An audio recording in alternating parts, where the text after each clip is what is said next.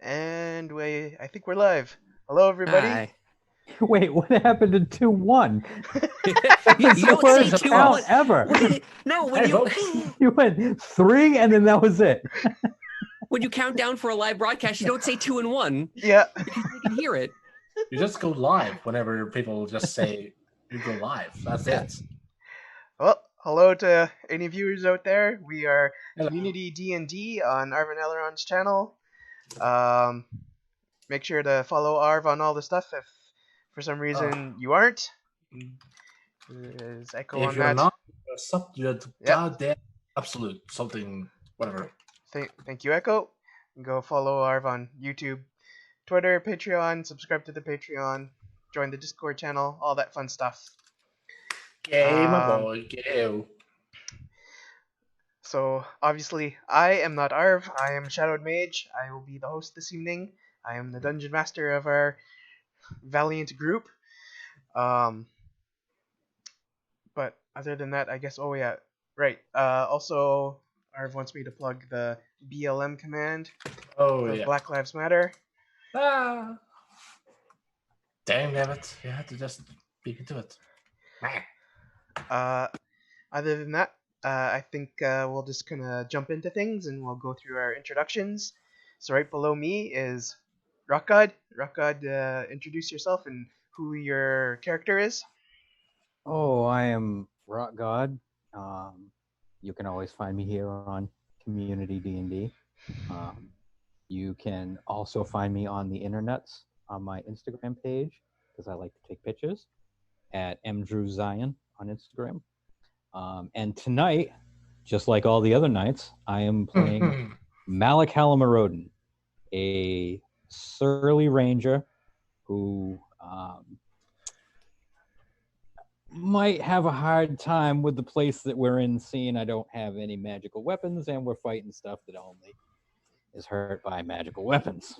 And you have enough vanilla for bacon. I'm going to give it a try. He likes all food. What are you talking about? People, if you don't know what I'm talking about, just go watch the first episode. You don't know what I'm talking about then. Yeah. Go watch the fun.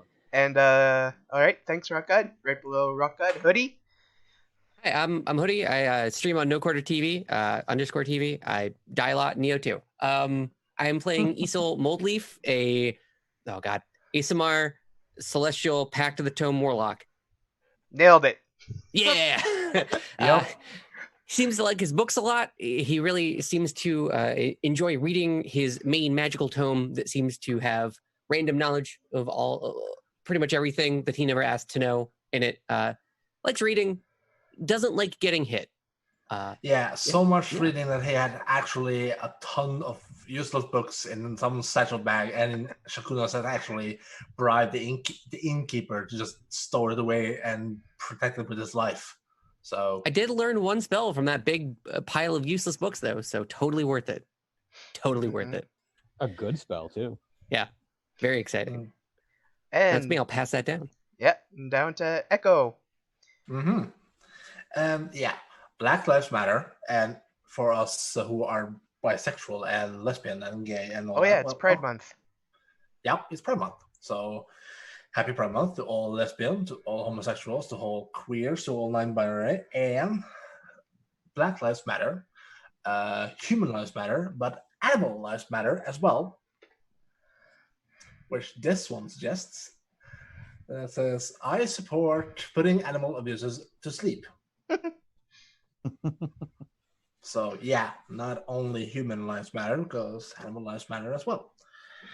But yeah, I'm doing good. You can find me at Twitch and Twitter at EchoAlpha_X5, and I will be playing Shakunas, the Drow Elf assassin who most likely enjoy to just with the innkeepers about useless books, and now is on a daring conquering conquest to slay a dragon and to feel free from the haunting and the loss of our comrade. Oh, and speaking of which, I got new dice, courtesy of Archon 2020. This is of House of Merrick from Battletech, because they've Hairbrained Schemes. Thank you. And John Helfers, who coordinated the raffle. Thanks that. Oh, and Shadow Mage, of course. Mm-hmm. Three ups below. Well, above. I mean, sorry. But yeah. Oh, and for you, if anyone is tuning in for the first time or whatever, welcome. I just want to give one big boost, because this coming Saturday at 9 p.m. No, not 7 p.m. At 7 p.m. EDT, Armin Adaron is going to host what he does once every other month. That is called D&D with viewers. That means you, as a you in the chat, you can join. You can join for a one-shot session with Armin and Aaron, provided you have a webcam, a microphone, some basic knowledge of D&D, and you're a generally good-natured, kind person. If you want to know more, then just type in ! D&D with viewers. That's D&D with viewers. And yeah, I don't think there's anything more to say than to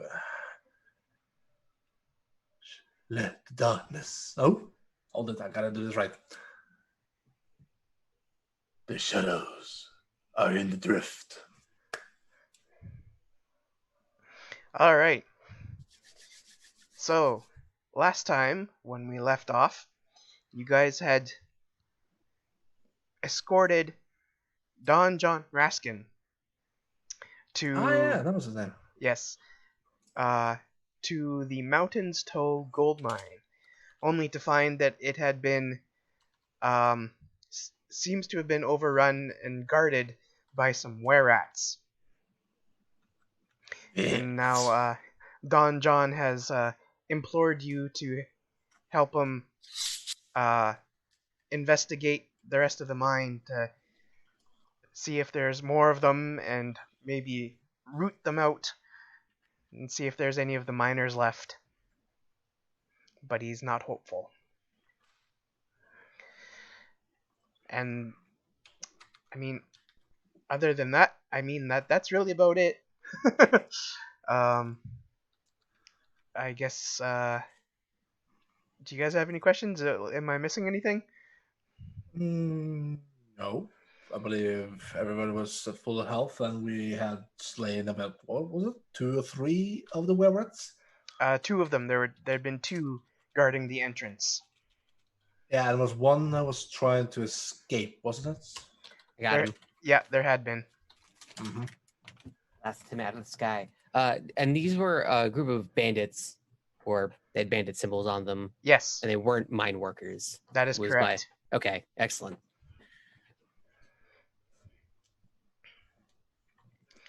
All right. So you guys, you had inspected the bodies. They had a bandit logo on them. That was kind of about it. And then I think you guys were about to try and explore deeper into the caves. So let's start from there. Anybody have anything in particular they want to do? Yeah, I would like to sneak in a little bit more. Okay. Is it dark in there? Is there any some sort of lanterns hanging about, the torches, or? So at least in this first initial area, there are like a couple lanterns hanging from hooks on like these like the mining shore posts that kind of like the wooden posts that help keep the mine roof from collapsing. So how much would you say the lanterns were giving off lights? I mean, was it bright? Was it dim? What? There's definitely enough light for it to be considered well lit. Okay. And in this first area, you can see that there are two doors. One that's kind of on the eastern edge and one on the southern edge. Do they look ordinary doors, or have they been scuffled or bulked, or? These doors are made of wood with iron hinges and handles. So basically standard doors, all right. Pretty standard doors. Okay. Du- du- du- du- du- du. Oh, sorry, I did not mean to ping the map. I was just going to move closer to the entrance, but not go all the way in. Mm, Oh, I'll Oh, go all sure. the way in. There we go. Shakuna's just gonna go all the way in as well, alongside Malak, and just inspect, looking about, because with the were rats, you never know. They're just vicious rare rats. So Which door do you want to do first? you're go. You take the east, I'll take the south one. Right, I'll move over here, and I would like to open this door very slowly. Okay. As you go to open the door, you do notice that the door does have a locking mechanism, but it is unlocked, and it swings open slowly. It is a rather bit of a heavy door, and it swings outward into a passageway beyond.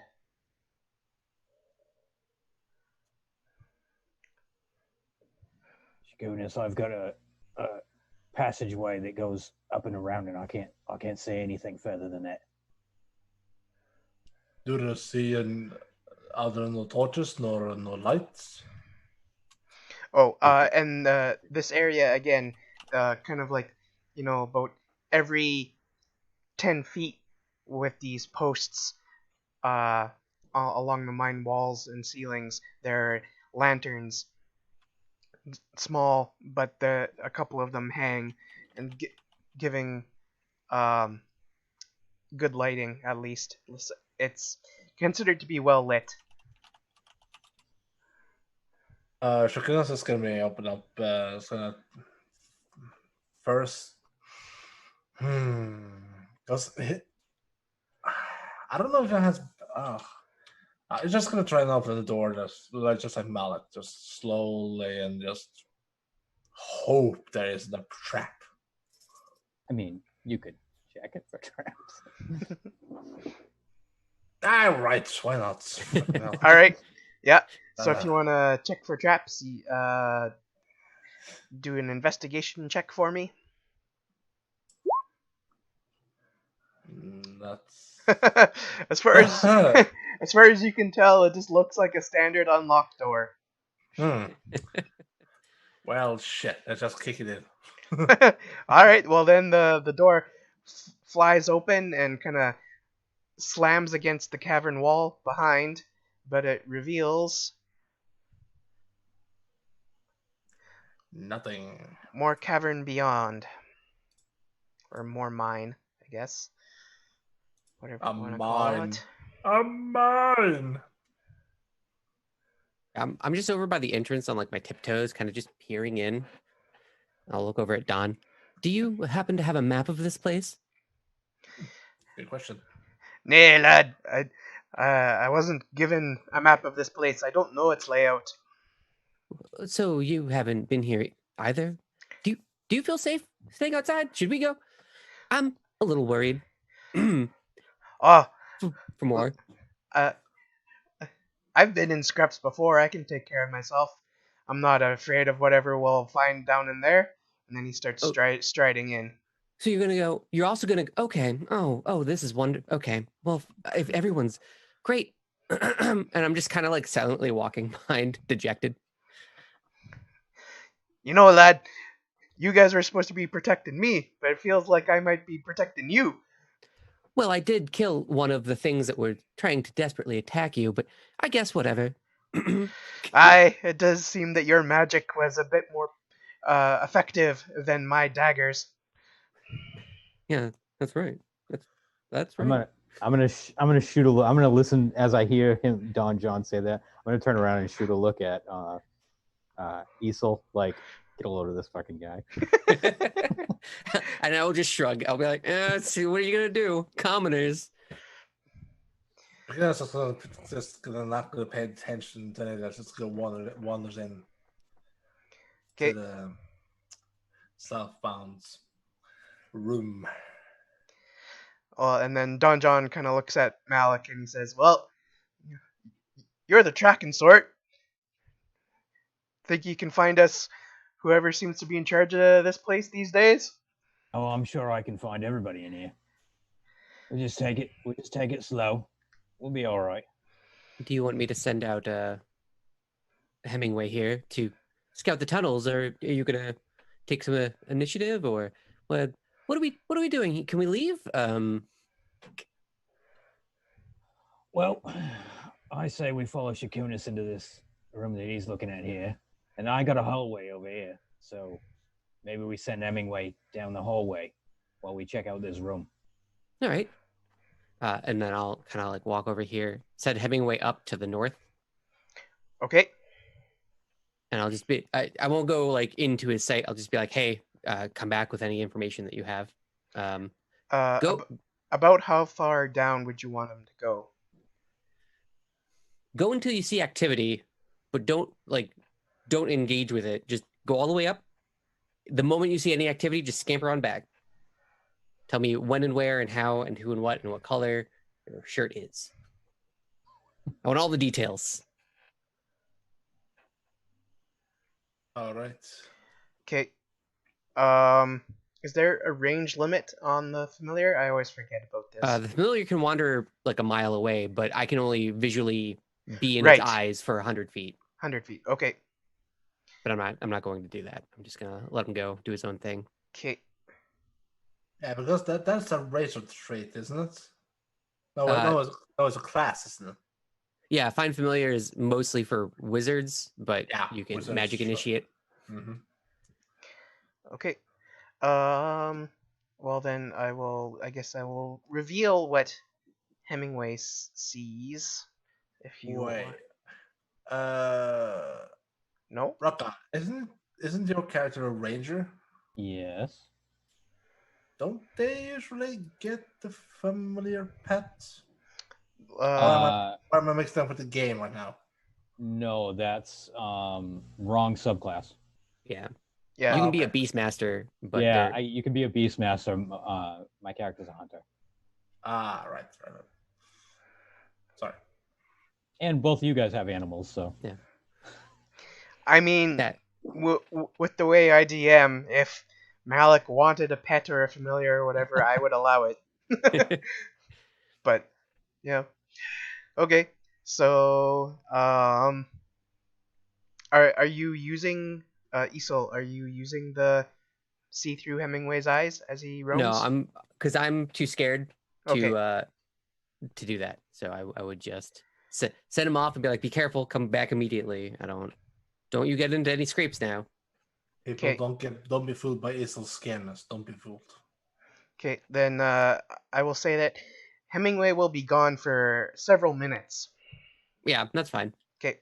I'll keep looking back over my shoulder to see if he's coming. But yeah, that's fine. Okay. And then you guys are gonna poke down into this tunnel way that Shakunis had gone down. Mm-hmm. Okay. I'll follow him in. I'll kind of shoot a look at Don John and then motion like an after you type of. Yeah, and Don John will follow them in. And then I'll take up the rear, yay! And then as you come into this section of tunnel, along the walls here are a bunch of unused wooden posts, so that it looks like that like if they were to extend any of the tunnels, they would use these for bracing the new tunnels. But other than that, this immediate portion of the tunnel seems rather uninteresting.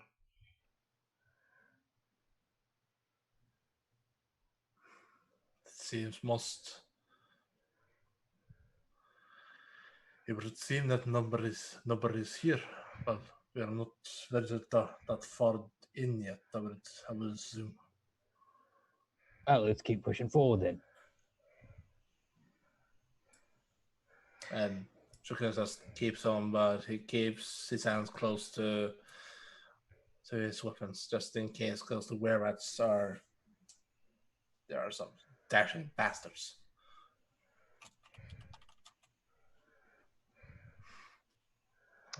Okay.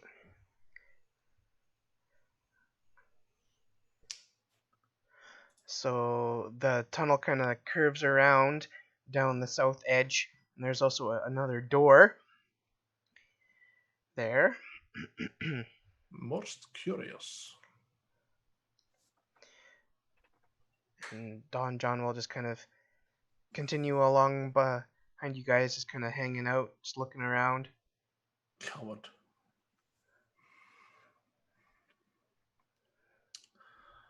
Alright, I found the door here.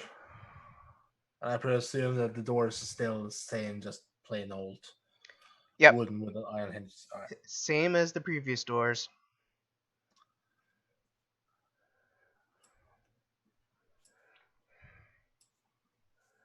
Malak, there's a passage here. Would you check that out when I check this door here? Yeah, not a problem. I'll walk right around here. Okay.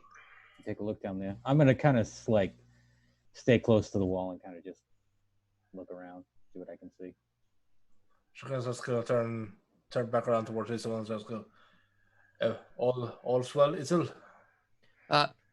For the door, and I'll pat him on the shoulder and give him guidance, and then back up again. Oh well, Looking around for Hemingway. That works as well. So yeah. All right, so Shakira's just gonna go to the door and start slowly opening it up. Okay, again, this door just opens. It was unlocked, and it reveals a small chamber, or small cavern, with stacked against the walls of this area are a dozen empty crates and a similar number of empty casks.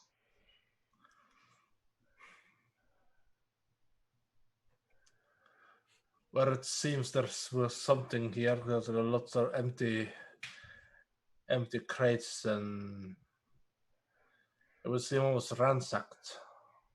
Oh, but there's nothing in it currently. Oh, exciting! And I'll kind of move in and start inspecting the boxes, looking for seals, looking for any type of parchment or paperwork scattered anywhere, for shipping manifests, all that good stuff.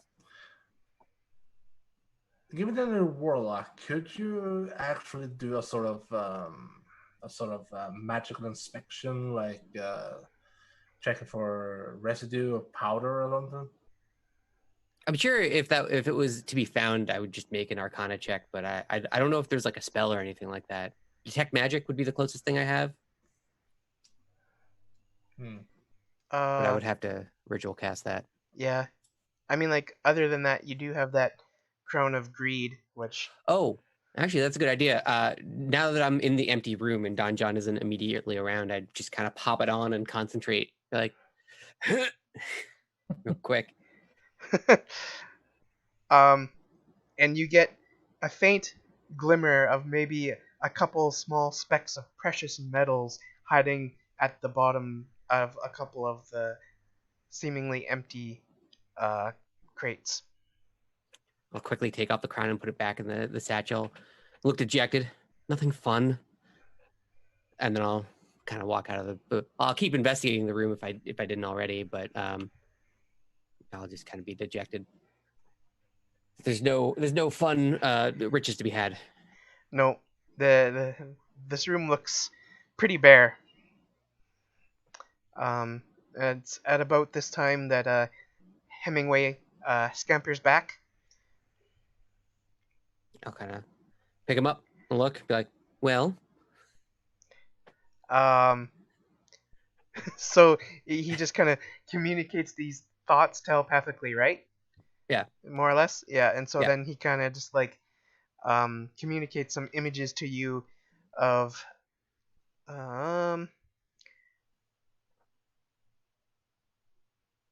another storeroom looking area, and then some empty tunnels with more doors. But no signs of anyone else inside? not down the areas that he got to.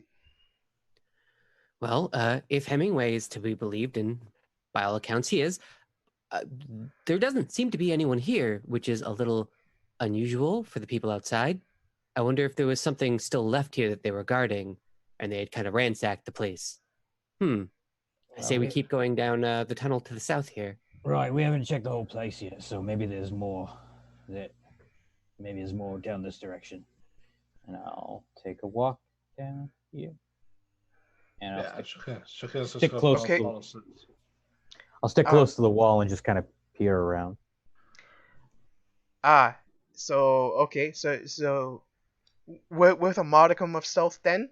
All right, both of you give me stealth checks then. Okay.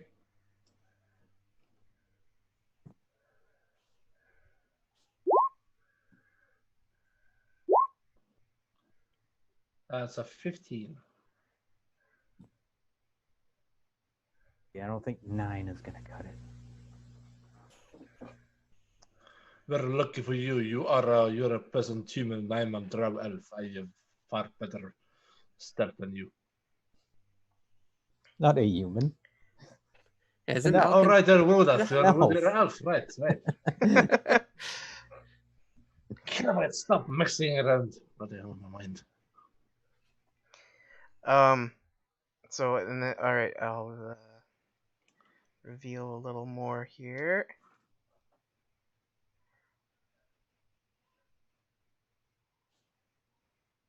So Isel had the one of pyrotechnics, right? yeah, I do. Okay. And you can tell that this tunnel then opens up into a much larger, wider area. But then a voice calls out saying, I heard you slam that door earlier and I can smell ya. You might as well come out.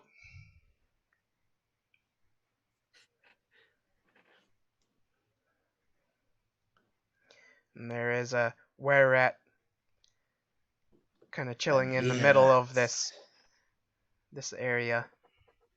Does it look anything?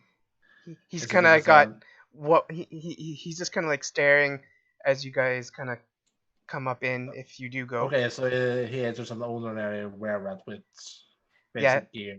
He's in his like were-rat form. Or actually, sorry, she. Her. You can tell that she is a female were-rat, and she kind of has one hand on her hip and another hand on the hilt of a short sword, and just is kind of like watching as you come into this area. Because I assume Malak is just clinging to the wall like an IMF agent. Are you moving all the way up there? Like where you moved your character? Echo? Yeah, he moved the head, yeah. All right. She did call out saying that, she heard you and smelt you, so... Uh-huh. Right, yeah. Since the girl was holding the door, it probably just take the bucket as well, so, well. No way ain't gonna die, it's gonna kill it. So, he's there somewhere, and just go... What is your purpose in these mines, Verrat? What are you seeking here? Well, I suppose you ran into my guards. Did you kill them? A few. Suppose it was bound to happen. But, me and my group, we've taken over this mine for our lair. Is that so? From whereabouts have you come? Well, we used to have a lair out over by Coneyberry, but that damn dragon that took that came into the area and lives up on the mountains drove all the orcs out, and then the orcs drove us out of our lair, so now we came here. That's what's in Coneyberry. What's? That's good. Were the many who come here? Were the many here when you came here? There were some miners. Some of them put up a fight. We dealt with them.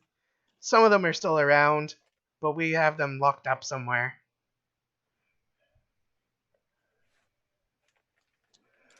So, may I now ask you what your business is here? And he takes this moment because he's uncertain of the trust or not to trust. It is a rare act. They are just unequivocally not trustworthy at all. So he keeps his hand very close to his dagger, shock dagger that he has held on his back, and he goes, "We may have not been sent here on a quest to investigate the status of these mines, perhaps. Or is there not any other solution for you that to lead this mine? For we too wish to slay the dragon. We have had some unfortunate encounter with it that has..." So, you're asking us to just leave? Our previous home was overrun by the orcs. Hey. To a few that are slain by my hand and my friends who are with us. Maybe if you went and dealt with the orcs, then, we could leave here and go back to our previous lair. Yeah. Go deal with the orcs and we'll leave.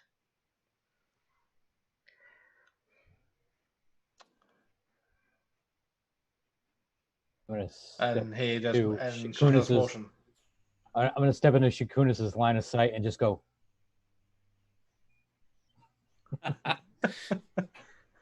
Well, I'm just having a pleasant conversation with Don John.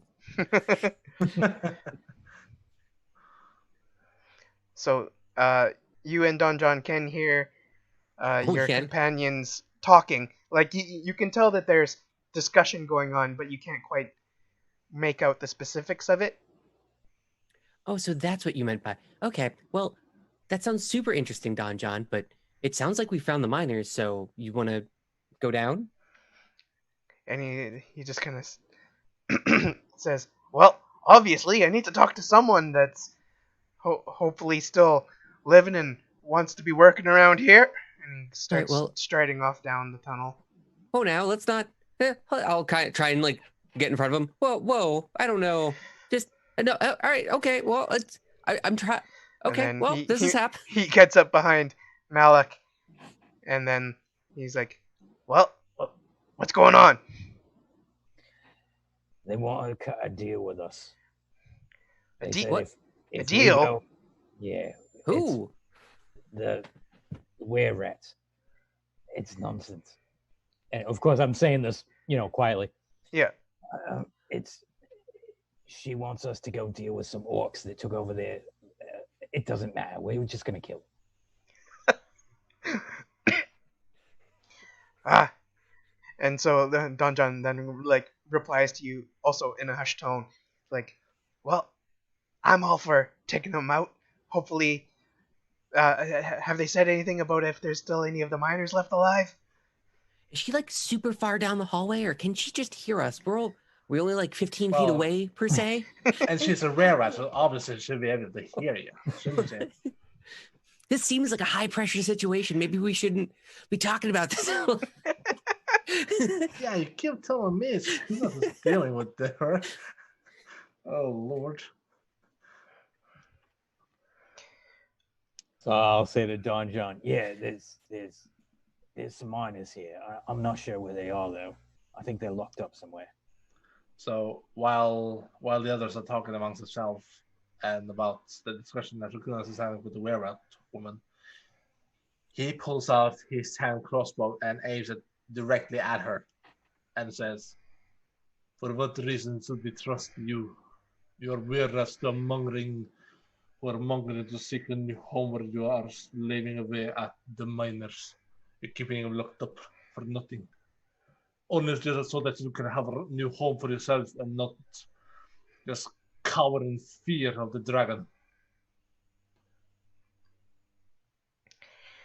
Well, looks like you're aching for a fight.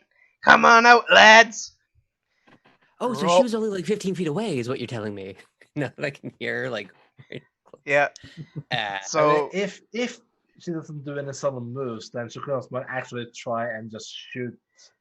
oh well, Shoot the like once you brandished the crossbow at her and said that to her, like, and that's how she replied, and like she like draws her short sword and like makes a waving motion, and you guys are Yeah. rolling for Boom. initiative. Also, I know the hand crossbow sounds cool, but remember, it is non-magical.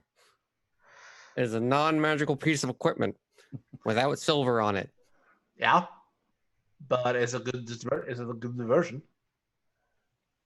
But assassinate, instant critical damage, double sneak attack dice. You see, people, this is why. Yeah,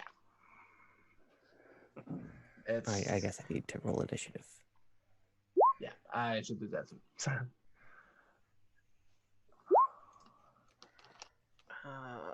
Okay. No valid token was selected. Weird. 22. Oh, I'm gonna have to look into why that happens. Yeah, I get the message. You wanted to send the result of this roll to the turn tracker, but no valid token was selected. Weird. Okay. I wonder if you have to like click on your token and then go into your character sheet to do it. I don't know. Hold on, I'm gonna try it real quick. Sure. Yep. No, it showed up then. Ah. Excellent. Right. But it's a 17, not a. Just add 11 to that bad boy. That's no problem. Yeah, sure. I will adjust it. I just need to finish dropping some things here.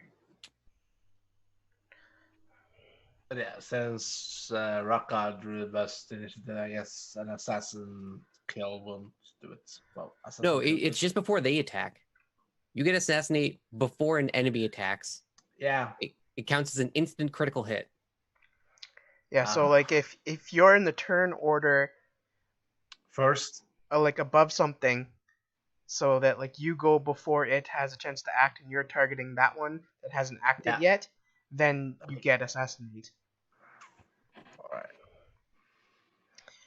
So the miracle of learning D&D on live stream. Well, you're the big hitter here, so that's why I'm I got you. We're gonna get through this together. Yeah. Oh. I mean, really, just poke people with the shock dagger, and they will die very quickly. I forgot that I need to layer token layer. That's it. That's a lot of tokens I see up there. Ooh, that's okay. Maybe we calm down with the tokens. I don't think we need many more. I think it's fine. And then now I indeed wanted to pick a fight. That's it. Add turn 3 for 5 females. Actually, when I look at them, I see actually what's her name again? Layla something from Dragon Age. I see her on those tokens.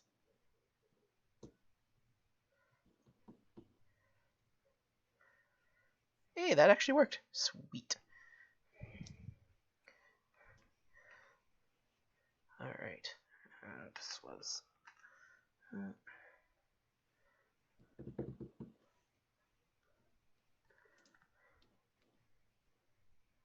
Oh yeah, we might be good. We might just be okay.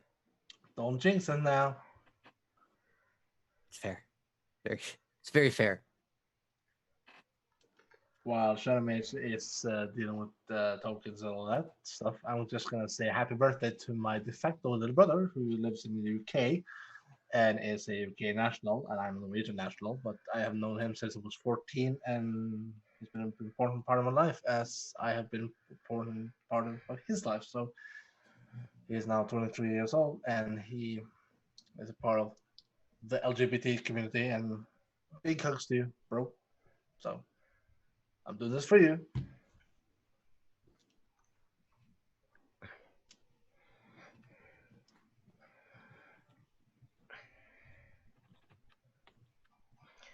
Okay. So, am I correct to assume that the female tokens are actually minors?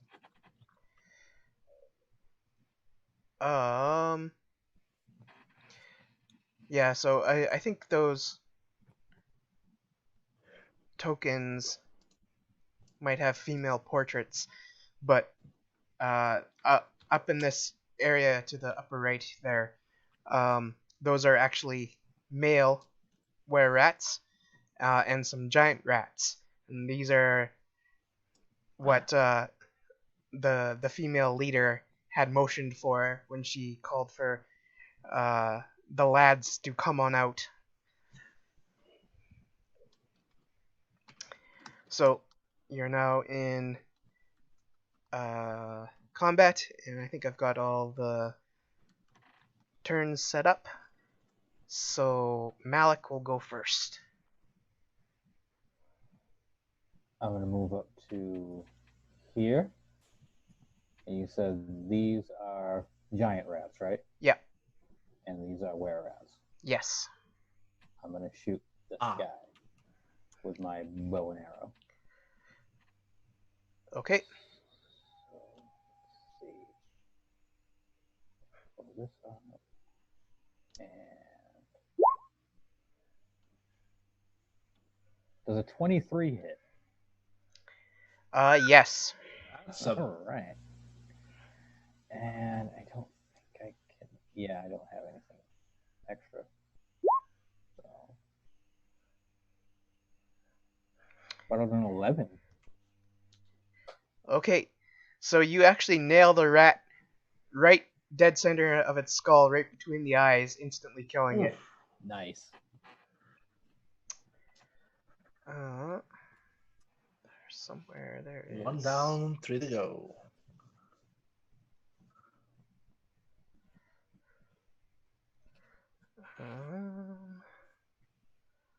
After I shoot, I'll look down the hallway and I'll go, Eso, could use a little help up here. Oh, okay. I was gonna look up from my book and be like, huh? So absorbed in that There we book. Oh my god. It's like a lifeline. Oh, it is a lifeline, actually. We just finished having a conversation basically too, and I was just already in the book. Anything else on your turn then, Malik, or is that it? No, I'll stay right there. Okay. All right, Shakunis, you're up. Okay. So, after the consultation, Yep. I am going to actually try an assassinate attempt. Yep. So you are in the turn order before the leader, so I assume that's assassinate is applicable. Yep. I just gotta check my notes for a second.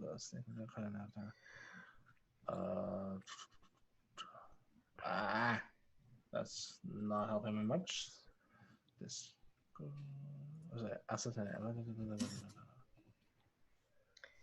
Okay. You have advantage on attack rolls against any creature that hasn't taken a turn in combat yet. In addition, any hit you score against a creature that is surprised. So this wouldn't be surprised, so it wouldn't be a critical hit, but you still get your Advantage. sneak attack. Yeah. Yeah. You have advantage, so you also get sneak attack. Okay, so I have a shocking dagger and.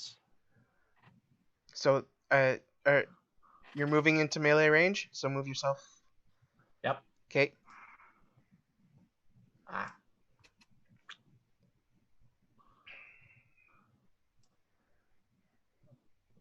Okay. If I'm doing this in the wrong order, just let me know, please.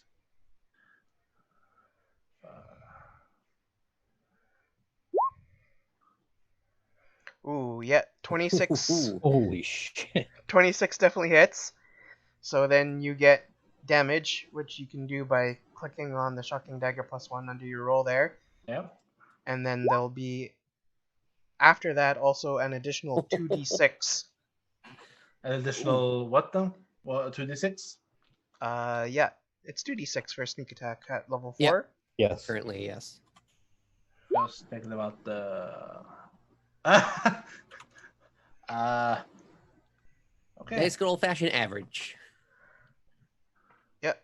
So I just that looking will at the dice. And be- doesn't- 18 total damage. Okay. Not too shabby. But it would be a critical hit because I was trying Not- to an assassinate. Not surprised. No, That was she the wasn't thing I surprised. forgot about. Yeah. Yeah. It's a surprise. That's the big thing. You need. So if you do it next time with sneaking up on them and they don't know you're there, basically they're dead. Yeah. So Uh, Shakunis, your dagger finds a gap in the were-rat's armor, leaving a deep bleeding gash, and she cries out in pain. She's kind of says like, "Ah, you've got a weapon that can hurt me," and she's starting to. She immediately looks significantly injured. and as she says that, she says in reply, "Never trust a drow elf." Okay, so are you remaining there, or you can use cunning action to disengage if you want? Yeah, I'm gonna use some cutting action dash. Well, so it's Right. disengage or dash. Dash. So if you dash, you'll trigger an attack of opportunity. Oh, right. So then, yeah, disengage. Actually. 'Kay. Yeah. So You yeah, still have 25 feet of movement after you disengage, so you're Yeah. good. you can move up to 5 squares away. Okay. So 20.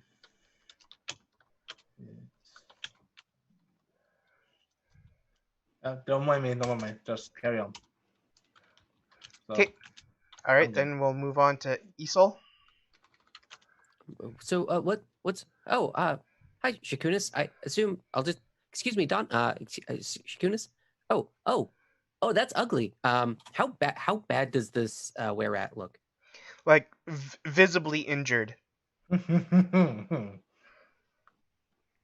Okay, I guess I'll Eldritch Blast then. Okay. Yeah, we'll do that. Boop. And then I'll just do both of them at the same time. Oh no, I'm level 4. I only get the one, I think. I'm pretty sure.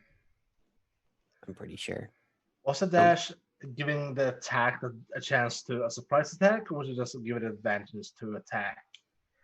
So it's if you move out of melee range with someone that you're engaged with, or pass through melee range of an enemy, they can take an attack of opportunity. Okay. Disregard the second one. So yeah, does a 16 hit? A 16 hits. All right. 4. Oh god. Every point counts. Yeah, that's true. So yeah, And speaking of that, this is actually the only session. Well, not the only session, but this is the final session of July. So if you have any inspiration, just saying. all right. So Isol, your Eldritch Blast smacks her in the face. She kind of just seems to get visibly angry. Sorry, I don't know what's going on. Shakunis, Don, excuse me. Great. Running back through. All right. Good luck, Malik. All right. Then we move into a bunch of turns for the enemies. So the leader were at here is first. And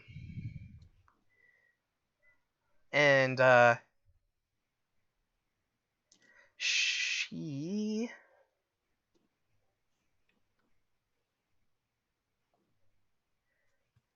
will actually back up to be backed by her companions, and then draws a hand crossbow off her belt and takes a shot at Malik. Uh-oh.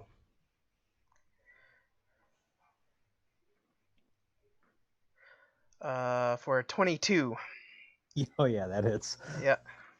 For 7 piercing damage. Oh. Okay. That's a lot. Well, it's your turn to suffer a bit, Malik. But then this is a distance, so unlike me, I got mine up close.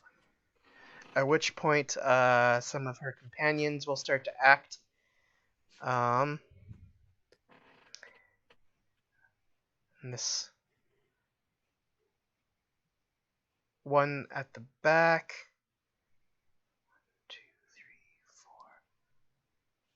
3, 4, 5. Yeah. We'll move up to just in front of her. And we'll do the same thing. We'll take a hand crossbow shot at Malik. Oh no. 15. 15 is my armor class. Alright, so that's a miss. Don't worry, just 6 more you gotta live through. Yeah, I know, right?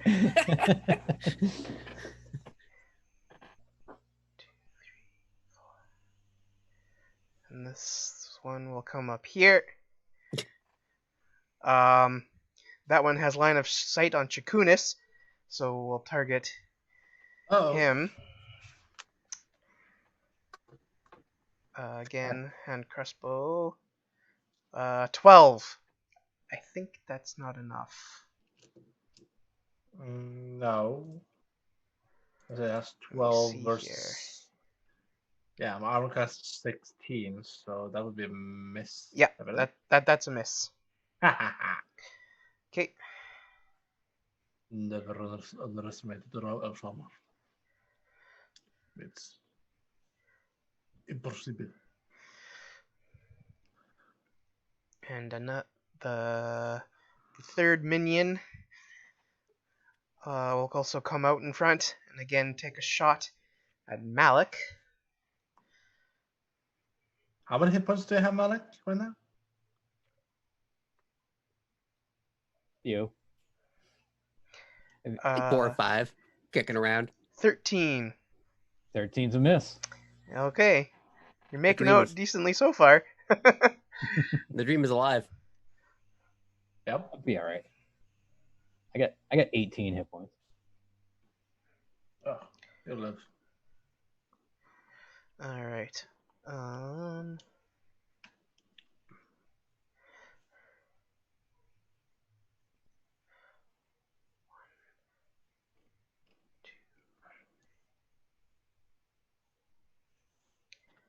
So this giant rat will come up in there. And these two back here will just kind of move up there.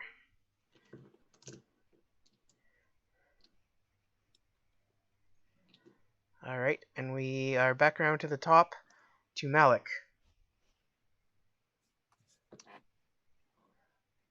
I am gonna shoot this guy right here. I take it our experienced guests are just gonna watch.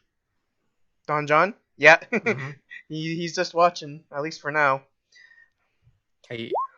You're not going to explode them? So you were shooting that one, right? Yep. Just Okay. Yeah, no, I didn't. All I'm right. not gonna explode That hits. Ooh, nice. How's Well- 11 do? Second verse, same as the first. Nice. So again, you just insta kill it. How big are they to just be insta killing all the damn time? Sounds like giant rats from Fallout. Well, these rats are probably a couple feet in size, but they're not all that hardy, I guess. I need to delete that from the order. And this one. Okay. All right. Anything else on your turn, Malik? Let's see.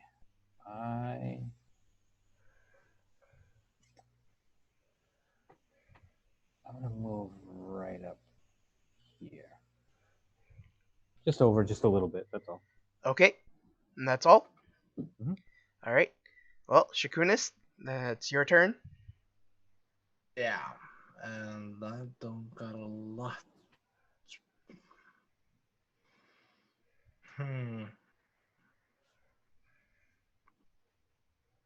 Where would you say the one that Shokunas inflicted on the leader, supposedly? How big would the wound be? Um, Would it be possible to shoot an arrow bolt towards that wound and inflict more, despite that it isn't non-magical? well, it was just kind of like in a gap in her armor. So, no. Is the quick and dirty answer. I mean, you can try it, but the AC is going to be 40. And then you'll do 2 damage. Yeah. Yeah, It's also that like the rules as written is that like any attack from a non-magical weapon just does nothing.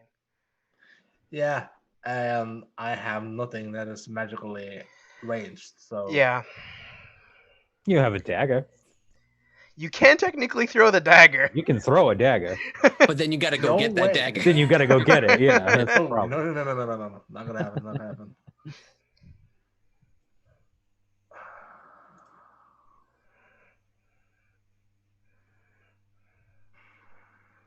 Let's see here. 1, 2, 3, 4, Hmm. 5. How? Let's see. If I move here now, how would Shakunas have a visual on this rat, this giant rat, here?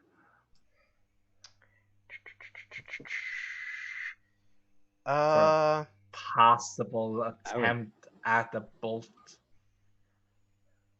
Let me see here. I don't know. I would say might have to move here. Yeah, Yeah. that definitely looks like Yeah, I don't think it needs there's to be a quarters. clear enough line of sight from that position. Yeah, but that gives them a proper moment to try and ambush me at the same time. So.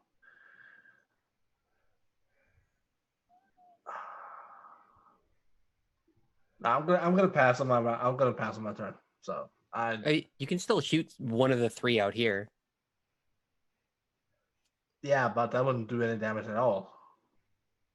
I don't know. Malik was shooting the big rats. You Yeah. can try.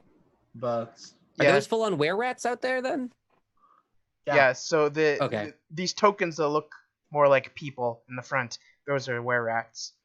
Okay. The tokens So- in the back that look like rats are the giant rats.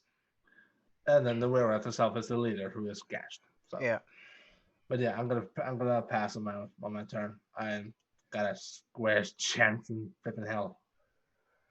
Hmm. I mean, Not unless wait, how is the lighting in the room? It's well lit. Yeah, like there's those lanterns hanging around. Oh, that would probably just call one giant. No, I'm gonna pass. I'm gonna pass. You could Yeah. you could run up to one of the. I mean, it's only 5, 10, 15, 20 feet. Yeah. Well, I had a thought about shooting one of the lights to probably cause a fire, but that would probably just make the whole cave just come in. Well, all mine.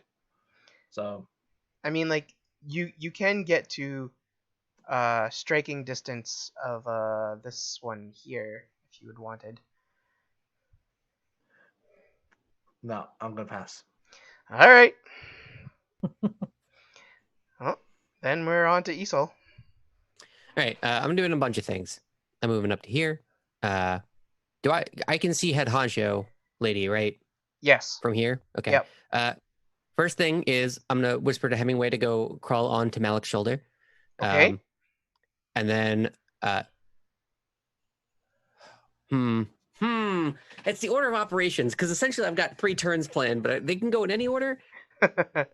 We'll try guiding bolt first. I'll guiding bolt the lady rat. Okay. So let's get that. Is guiding bolt here? It is not. Okay. I guess I could just roll Eldritch Blast damage, the attack roll for Eldritch Blast, and it would be the same if it was guiding bolt. Because it's just a spell attack roll. Yeah, that's true. Right. I mean, Godspeed. you should be also just be able to go over to the spells. So like in character sheet, there's three buttons: core, bio, spells, and then Guiding bolt is not here. oh, Did I? Oh, was that a last minute change? I think it was. Oh, it was the change on level up from 3 to 4. okay. That's what because I was like, where did that go?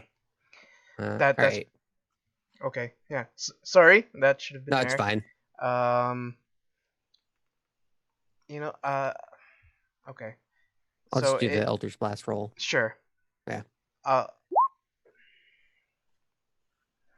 Does an 18 hit? It's 60 feet. It's not 120, but yeah. Yes, that would hit. Oh my god. It finally hit. So it's 5d6 radiant. 5d6 radiant. Holy shit. I'll just kind of, you'll see me kind of like meagerly come up, and Malik, you'll feel like a lizard start crawling up your leg, and I'll be like, it's fine. I'll hold up the book, and I'll be like, okay, do your thing. And then just a radiant, like little, it looks like a laser beam comes out, and just 17 radiant damage. Holy shit. Just like straight out of the book. People of D&D, have a bookworm in your party. I'm just kind of cowering behind it a little bit. Yeah. Okay. So, the leader were rat gets slammed by this like highly illuminous bolt of light flashing out from Isol's hands, and is severely overwhelmed by the magical power and collapses onto her knees. And not only that, when he casts a spell, he's going, I'm firing my laser. Can I look around my book? She looks next to death. I'll look around my book. You see, don't mess with us. You just put down your weapons, please. Please. Okay, and then I'll give a healing, whatever it is called. What is this called? A healing light to Malik for a 1d6. Izzle just go right up to John, whatever his name was, and just go, this is how we do it. Because, damn, if you didn't see that, then he's an idiot. And I'll be like, all right, I'll leave the rest to you guys. Have a good fight. You know what, Isol? Give me an intimidation check. Oh, okay. Intimidate's the one I'm not very good at. I'm pretty sure. Are you better at persuasion? I am. This is more of an intimidate though. We'll do intimidate. 14. 14? I know it's so close. It's got to be on like that bleeding edge of that 15 check. Oh, what a bummer. The two were-rats in front kind of like are giving each other these like knowing glances as if maybe they're possibly willing to stop, but they haven't been given an order from their leader. So, and it is now her turn. And she's next to death. I'm just kind of right back, scooped around that corner. Yeah, unless Don Johnny Boy is just trying to push you out again. Guiding bolt worked. We got one chance of it working. Boy, howdy, did it work. Oh, yeah. That's what it's supposed to do, but it never does it. It just does nothing instead. What did you mark? And then the leader cries out, saying, "Help protect me, lads! But make sure that us whiskered gang doesn't back down." And she manages to get off a hand crossbow bolt fired at Shakunis. Because she is very angry at Shakunis. You'll hear from around the doorway, "I've got more lasers!" The cavern wall. Critical hit. Oh my god. Whoa. What? So that will be... What I thought we were going to make it through with only one healing light. Roll plus 6. So that'll be 11 piercing damage. That means I'm down to 12 damage. Maybe 12 hit points. I believe, right? Or is it minus the arm class points? No, it's just let me see here. So it says your hit point maximum is 23. So the only damage you've taken is the 11. Okay, that means I'm 12. Is that right? Yeah. Yeah. Seems right to me. So you'd be at 12. Okay. All right.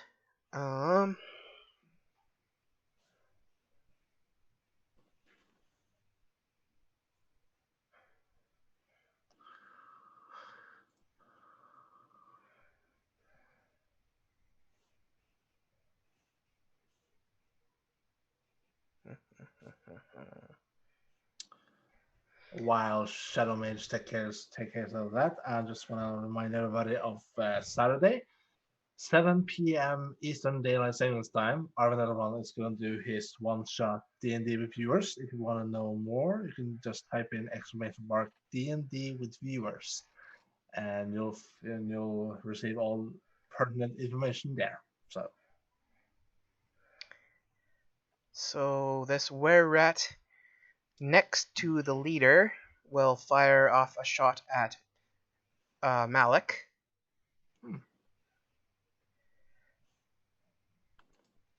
Probably give an order not to fire at me because 7, so that'll be a miss. Oh, good. How many hit points do you have now, Rockad? More than I had before. I did get healed. You healed me. I have 23 now. Oh, okay, good. Okay, so this were-rat on the left then comes charging up at Malik and lunges out with a short sword.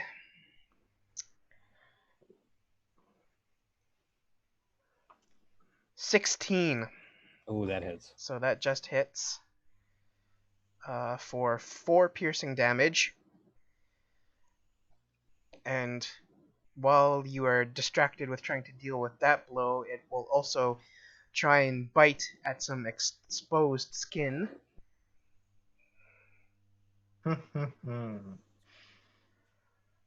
For a 19. 19 to hit. Yeah. Okay, Okay. yeah, that hits. Yeah. I was gonna say 19 hit points. No. It will hit because it got a 19.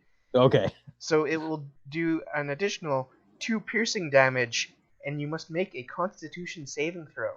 With this nonsense. Oh, Well, boy. chat, inspirations. The final session of the community D&D for this month. Yeah, because if you fail this, then you will track lycanthropy. It's a 10. Oh no. I'll take the 10. Shit. Yeah, so that's a I should have fail. probably reminded Huri that What? you had inspiration to give to if you want to. Well, it doesn't matter in this case. Yeah, I can Yeah. see Yeah. it. Yeah, right. If I'd given it before, there would have been hope, and then it would have been dashed expertly. But here we're just. Well, Malak, yeah. Let's hope it was for something. alright. Well, you failed the saving throw, so now you are cursed with were-rat lycanthropy. Yeah. Oh, God, no. Go again. 1, 2, 3, 4, 5. Okay, so this one can also make it to by Shakunis. And we'll take similar tactics, Oh, With- for crying out loud. Oh, butts. trying to hit you with a short sword on a 14, so I think that's a miss. That's a miss. And then the bite is a 16, which I think is equal to your armor class. Yeah. So that's also a miss.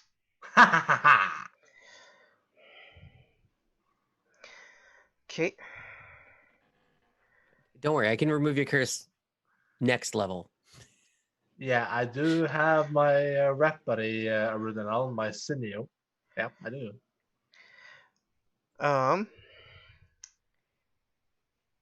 But this little rap buddy is more accustomed to the human bars and dwellings than the caverns with the rats in them. Those 2 giant rats move up closer. And then Malik, it's your turn. Oh, Oh, wait a sec. Sorry, I was looking up how you cure were-rat lycanthropy. Yeah. I'll get you. I'll get you next level. At level 5, and I get 3rd level spells. We in it. All right. Let's see. All right. So here's my idea. I'm gonna attack this one, right?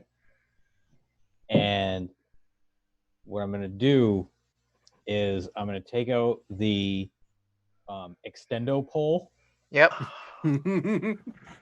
because it's a magical weapon. It's a Magical it's a item. magical item, Yeah. right? Okay.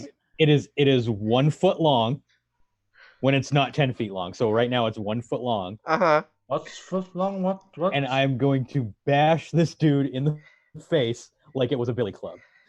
All right. I mean, yeah. I mean, it's since it's a Improvised weapon, but you get actual Yeah. damage. Yeah. So- So 1d4 plus strength modifier, It's better than nothing. and then I guess, Is- would you be proficient with clubs? I mean, I'm proficient with martial weapons. So Oh yes. yeah, you're good. Yes, you So- are. So it's what is that? So that's 1d4 plus proficiency plus strength mod, but your strength mod is -1. Yes. Yeah. Okay. So is this what you had in mind, Rockard, or what? Yes, this was Seems- my idea. So Ah, if he okay. if he instead extended the pole and pushed the were-rat away to the wall, what's that? How do you even quantify man. that as damage at that point? I would just call it the same thing. Yeah.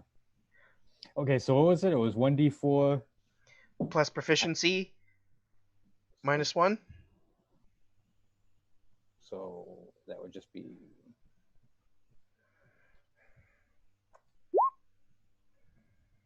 So 5.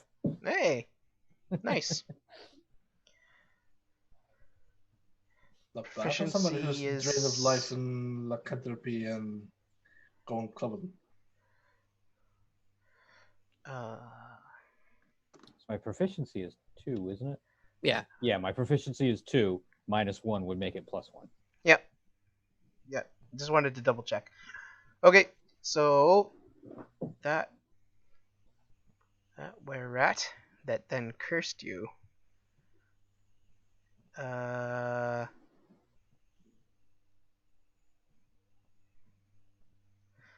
Takes 5 damage.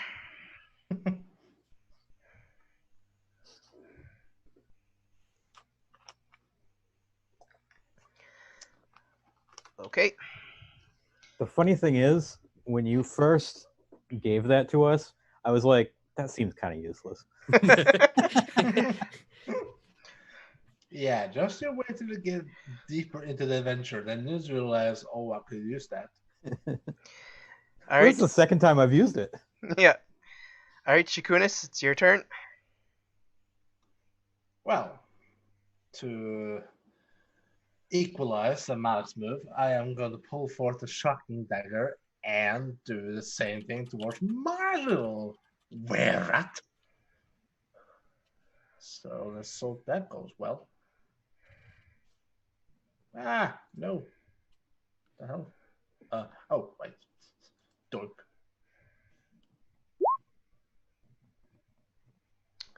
14 is a hit.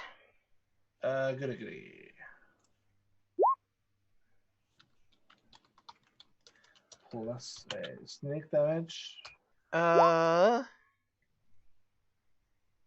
that be sneak? Yeah, I mean, well, so you can argue that Malik being there is Yeah, good confusing. enough. All right. So 15 let's total. see.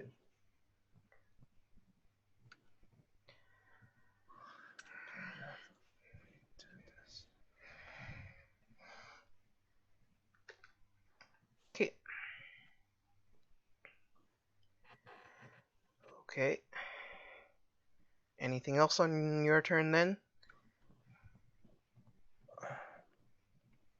How bad did the were-rat get hit? It's moderately injured. Ah, Like it's showing surface level damage. mhm.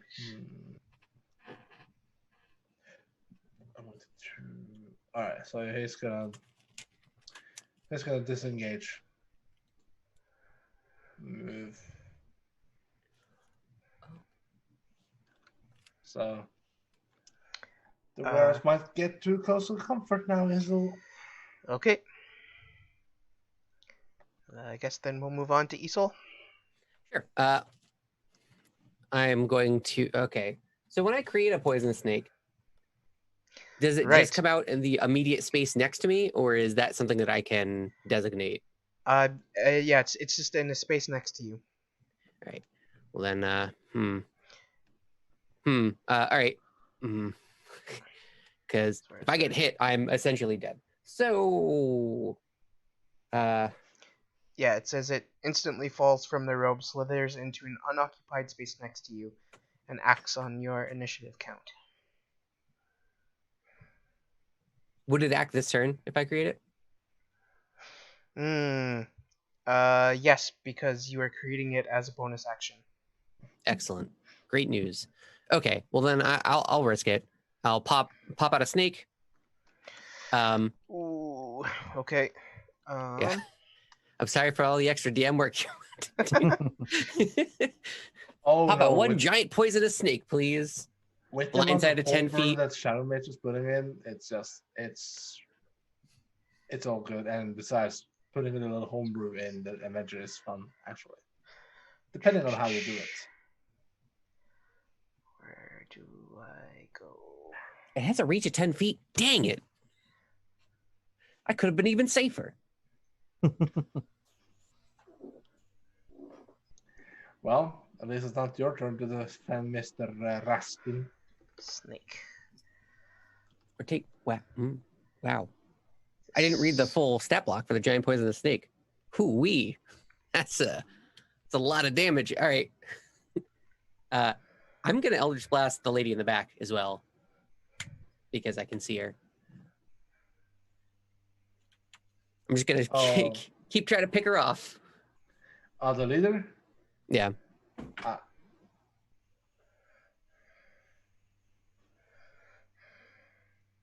I see the giant poisonous snake there.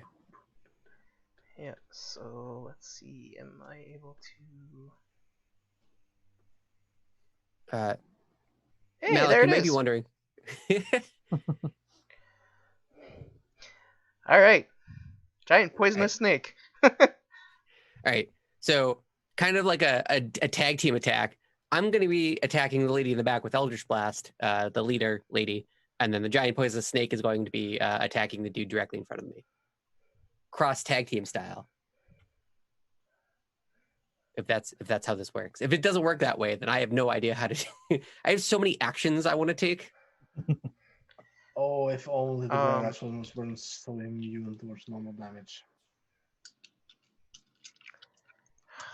How do I want to give this token to... Because if the snake can just bind it wherever around them. I wish this had a bind attack. That would have been wonderful. Because then she could just take his hand crossbow and just go. Yeah, the only attack or action it has is bite. One of these days, I'll get summon greater demon, and then we'll just bind some people up. Yeah, Some there you weird go. serpents. What the... And then I'll get hit once and lose control of it, and then it'll try and kill us. It'll be great. It'll be a great time. I don't know. What could go wrong? Oh, Can't wait. token editor. Is that it? Oh, sorry. Oh, Trying to while scroll. Shadow Mage is trying to fix all the token stuff, I just have to say, the amount of time we've been doing this, it's been illuminating to say the least. Considering, well, I started out with just reading. Well, I didn't read per se. I skimmed through some Drizzle Wooden books, and then watched my little brother, well, big brother, I mean, tinker with them. Never with the knights, the tools module, and now I did some D&D on paper around 2013. Sort of one-off, and then there was a few times, which was Magic the Gathering D&D, which went okay, but then things were patient with scheduling, and now here,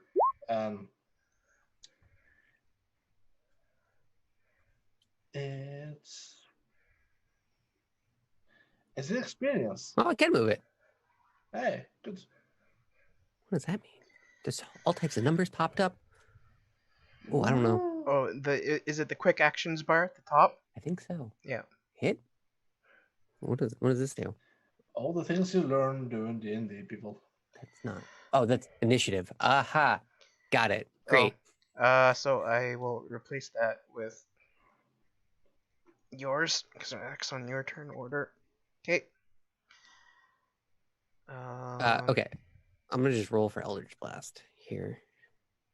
Yeah. So again, people, sign up if you want to try out D&D on Saturday at 7 p.m. EDT. Yes. Ooh, 25? Okay, so you're blasting the leader lady? Yes. Yeah, she's dead. She's dead. All right, that's Just go down. That's a hit. And 7 damage will knock her down. Oh. And the snake comes out and starts biting at the dude. Throw down your weapons. I vanquished your leader. I'm not very good at speaking in public, so voice is cracking. Everything's unfun. All right. So the snake is just attacking that one right in front of it. Yeah. I don't know how to roll. Do I do that? Is that a you thing? You should have. Oh, bite. Yeah, it did it. I think. Oh, okay. It did. Yeah. Yeah, cool. So. Did that get rolled with advantage? Yeah. Okay. So 11 was the real first hit there. I'm pretty sure. That looks correct. Yeah. And it just happened to roll max damage. All right. Well, you could probably add the snake's bite attack onto Aesol's character sheet, couldn't you? Yeah, Just but to I'm going to make run it- out of them eventually, so it's just kind of like a... Well, um that snake should now just be in the journal, so you can do it Yeah. whenever. I can pop that Yeah. bad boy up. All right. So that where at is killed Anaconda, by Queen Anaconda. the snake. See, fear me, all were rats. I'm holding up my book. For I am the destroyer of your kind.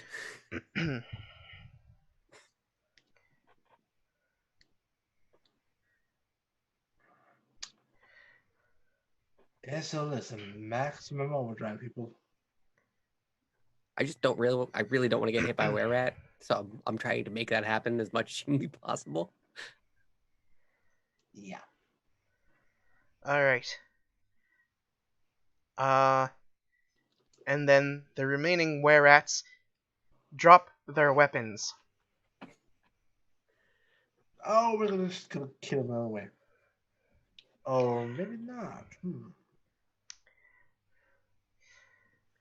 Yes, excellent. This is wonderful news.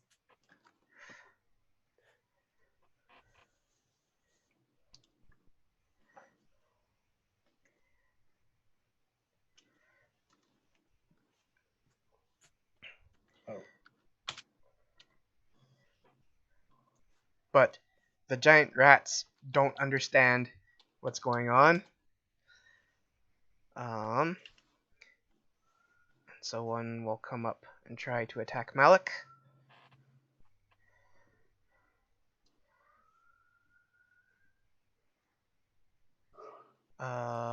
On a 16. So I think that's a miss, right? Because that's equal to your Yeah. armor class. No, 16 hits. My Oh. armor class is 15. Oh, okay. So Yep. that's a hit. Okay. What kind of language does the were-rat speak? Is it common? Common. Or is it... Yeah. Okay. 4 piercing damage.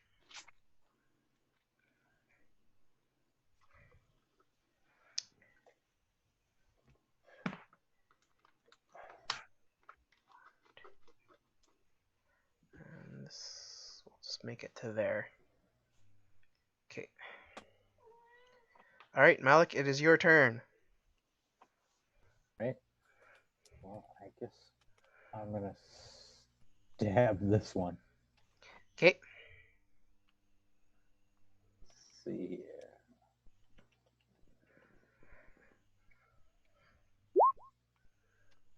It's a 24 do Yeah, that hits.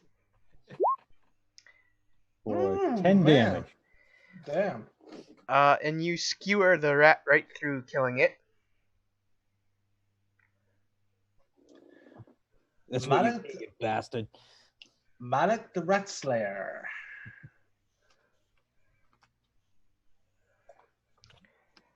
All right. Anything else on your turn? No.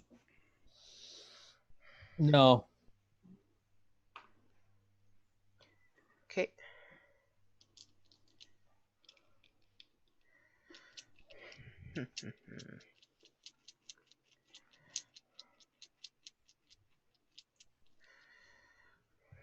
Okay, then we will move on to Shakunis. who will probably try and step forward and stab this Verat. Okay, the one that's Wait, trying to give up. Wait, he's putting Yeah. down his weapon. Don't stab him. yeah, he's putting down his weapon. Stab the giant rat dude. Stab the giant rat instead. Yeah. Yeah, but it's gonna Yeah, be him. there we go. It looks like you're stabbing him, but you're getting a nice swing on it.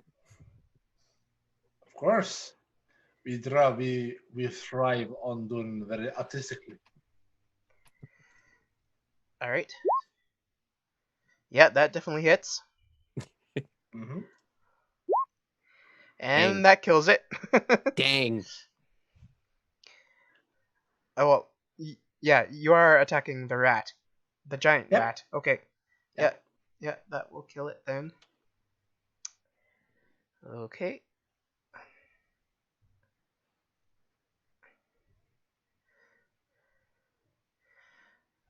Um, and then that will take us out out of combat. out of the combat turn order, unless you wish to remain aggressive. I don't. Okay. Well, Malik it and would- Shakunis. So so let's actually just go through the rest of the round to Malik. So Isol, do you do anything on this turn? I do not. I pet the snake on the head. Okay. I don't know what's gonna happen to that snake. Like, How long can the snake be summoned? Oh, yeah. Can it be around forever or? So if it's around forever, then that's amazing. I'm now a god of snakes. But I don't think that's how that's gonna work. No. The snake disappears in a harmless puff of smoke after 1 hour. When it drops to Yeah. 0 hit points, or when you dismiss it. Ooh, 1 hour is what a nice. That's wonderful. Can I wear it around? How heavy is it? Okay, so you pet the snake. Yep. The snake likes being pet by you. Great. 2 turns Oh. done. And that takes us to Malik. So that will be the end of combat.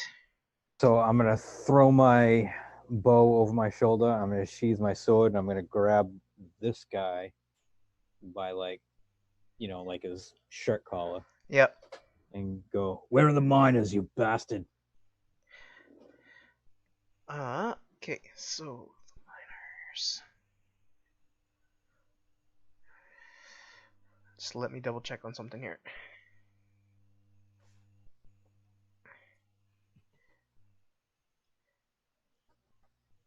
While he's on the check now, I just want to say welcome everybody to episode 7 of 8, day 8 of Community D&D. If you like what you see, you can give us if you like what you see, then please follow Arvid and Ron's channel. If you want to know where you can find us individually, just do !Shadow Crew, and I'm Echo Alpha _Icespire, joined by No Quarter _TV, aka Hoodie, Rock God, and our beloved Shadow Mage as our Dungeon Master. And yeah, welcome. And again, Saturday, 7 p.m. Eastern Daylight Savings Time, there's a D&D Reviewers one-shot adventure if you want to learn more about D&D and etc. And give it a try, then yeah, just do D&D with viewers. I can highly recommend it because I have been participated in 3, and well, here I am, part of the campaign.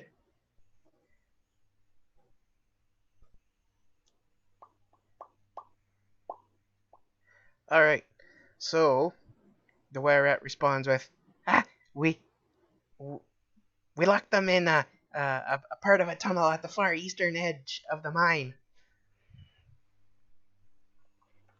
I want to approach Don John and be like, "Do you know of any like abandoned mines around here that no one is in?" Oh, well, I do know these parts sort of well. Not the best, but not to my knowledge, actually. So, no, sad to say. Oh, well, that's actually kind of regrettable. Okay. Any caves you might be aware of?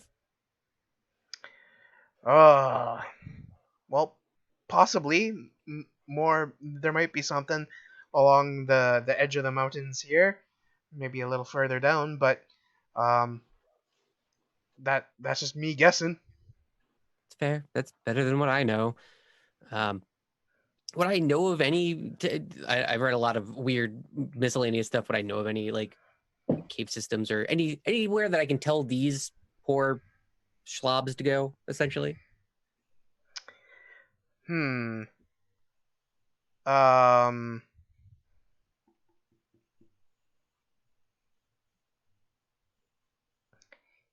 I'm gonna say no. Okay. Then I will avoid that subject with them. Okay. Get out of here, you were rats. And I'm just gonna walk past and start inspecting bodies. I can't believe you're able to kill Zaleen. I don't know what we're gonna do now. Uh, Run! Oh, And then fair. the two were rats make a break for it, heading to this door down over here. Wait, isn't that where you're keeping the miners? Well, hold on. And they stop momentarily, and they said, the one at the back turns to you and says, well, they are over this way, but there's tunnels all over the place in here. We're just gonna go find the rest of our friends and I don't know, try and figure out what to do next. Bye. Yeah, you can work as miners. Okay, I'll see you later.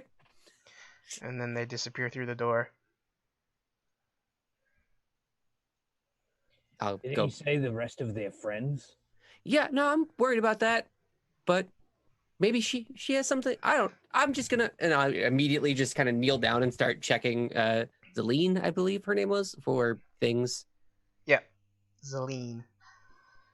But we could possibly, if we do encounter them again, we could possibly try to sway them to join, or not join us, the party, but make them find some hideaway for the time being, so we can call upon them to help us slay the dragon. Well, as far as I know, there are no real places, and Don John doesn't know of any abandoned mines, and I don't know if they actually have anywhere else to go besides here, which is kind of depressing. But if we do run into them again, we can cut off her head and then just bandage it around and scare them away. So at least there's that. Are not certain for these are just they are scavenging rats for just staking a home or just to thrive. So It is very what does it you say in most in their enemy or my enemy is my friend, I think. Yeah, I understand that, but I'm not entirely sure they can be reasoned with, which is really the main issue here. Most unfortunate.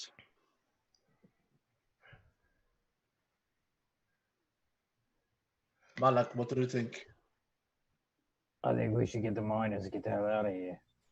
See, I can get on board with that. Yeah.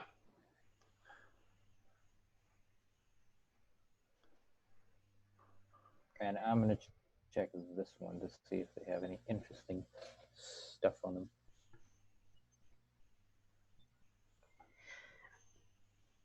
I guess I could put on the Crown of Greed. So, Isol, you were going to inspect the Zaleen's body, right?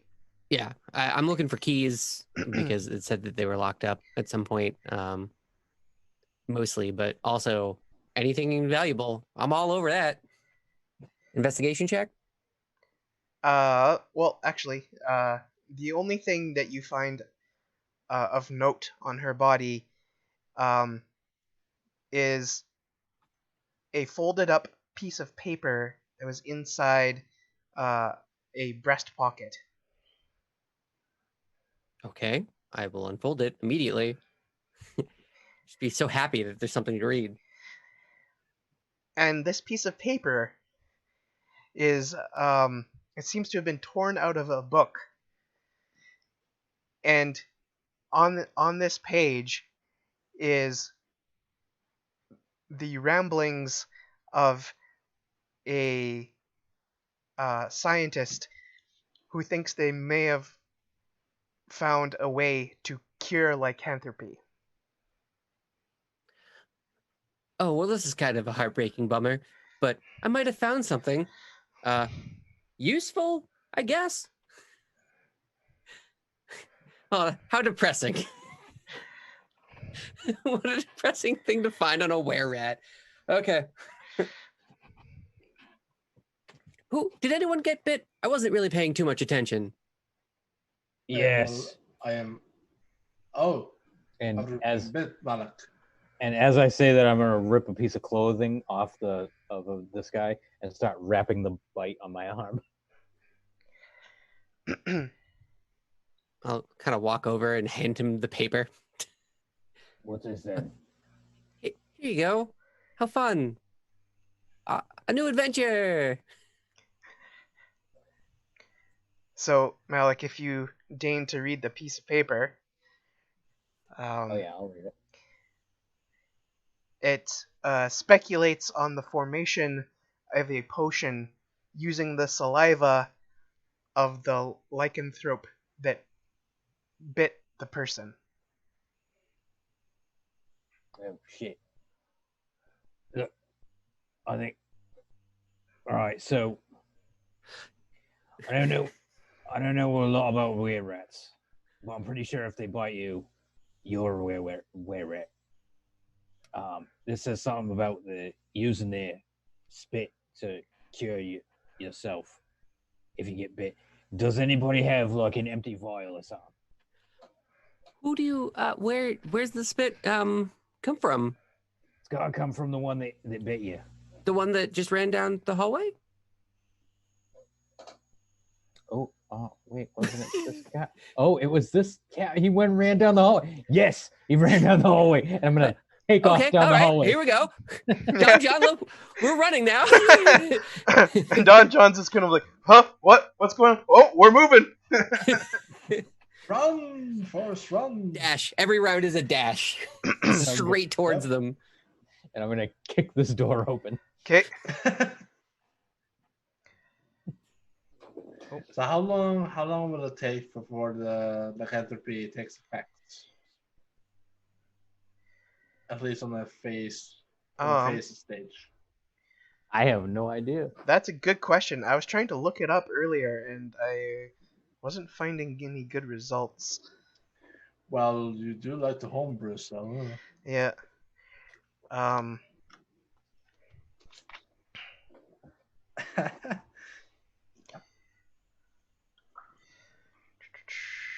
This has now become the V virus of the resident rat.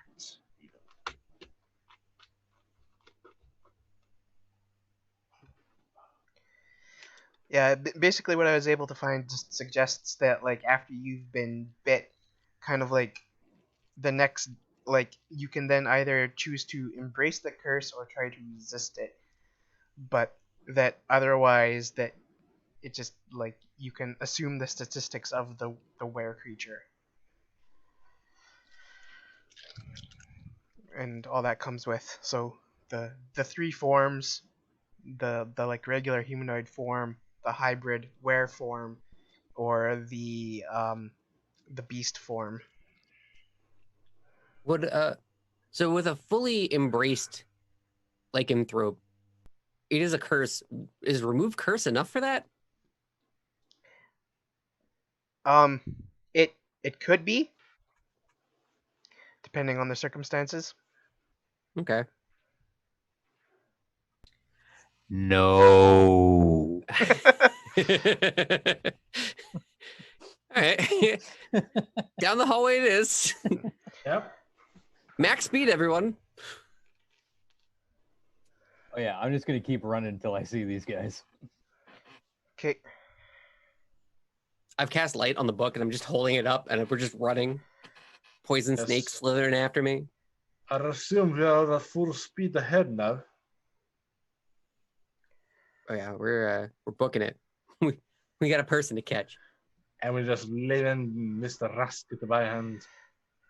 Oh no, Don John will follow. Yeah. For as long as it will. At this point, I don't give a shit if John follows. Yeah. I'm just gonna Okay, reveal. thaumaturgy. Hello, rat friends. Listen, I know the weirdest thing. One of you hit my friend, and you need to stay entirely still so we can come after you. We're not going to harm you in any way. All right. So as you guys go running through this first area that you passed through, there just seems to be like mining equipment, like picks and shovels and wheelbarrows stored there, and then up to where Malik is now.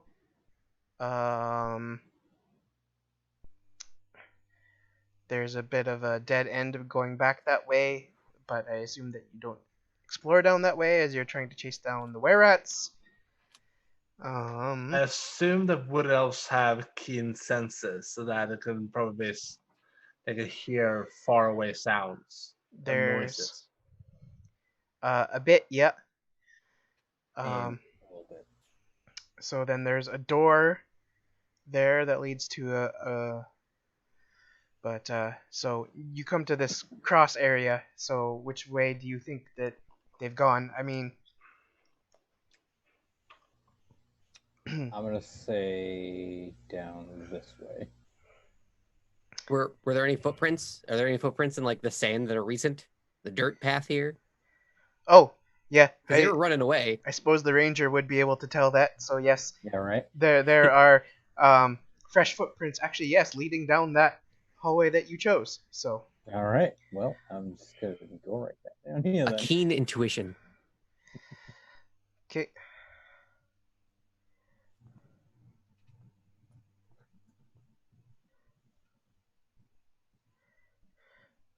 All right. And so then there's this tunnel snakes upwards, revealing a door here, and more tunnel beyond. And you seem to be able to hear noise coming from behind this door. Speaking of snakes and tunnels, we should probably get your new snake tunnel snake jacket. Hey! Tunnel snakes rule, man. Hey! I'll be here all week. So it sounded like it was coming from over here. Yeah. I'm gonna kick right through this door. Okay. Huh. Miner's number one found. I need to. And I thought Shakunas was reckless. No, it's Malak this time. It's always Malik that's reckless. Oh no, bro. Oh, In this That's too room. many. That's too many. bots. They might have surrendered. Hello, rat friends. This room is full of 7 were-rats who all suddenly stop chatting amongst themselves and look at what's just barged into the room. Okay, so we can assume that our two surrendering were-rats haven't been here yet. Yeah, I want to look around and see if the two that ran off are here with these ones. Yeah, Shakuna's gonna follow very closely. Make a And- perception check. In the background, rat friend. We mean you no harm. Please do not attack us. Your boss Celine is dead. We're looking for the one that bit my friend.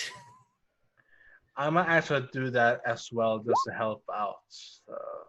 I'm using thaumaturgy to make it super loud and potentially very confusing in a cave system where everything echoes too much and you can't really make out anything that's going on. Great. And think about that all the way through. Oh, hold on. I need to fix something. Oh, What's up?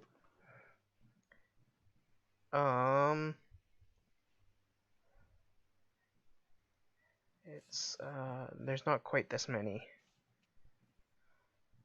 Oh.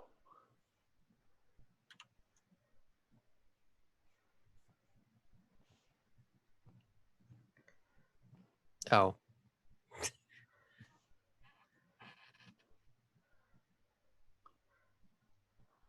Okay, there we go. Okay. All right. This is more manageable.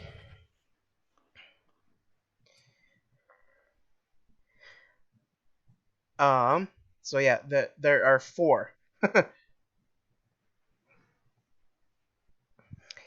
And you made perception check. So Yeah, I did one as well because, well, being a drow elf and all. So Malik, in his initial like scan of the room, doesn't really notice, but Shakunis does that. This kind of like one near the middle shows signs of like scuffle on the armor. So might be one of the ones that you had just been fighting. One there? Yeah.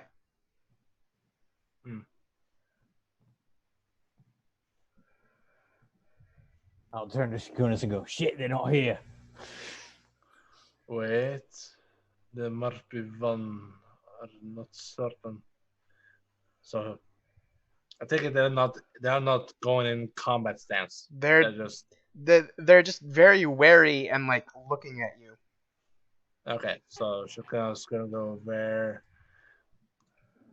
very slowly to take very thorough but quick glance towards our little friend here.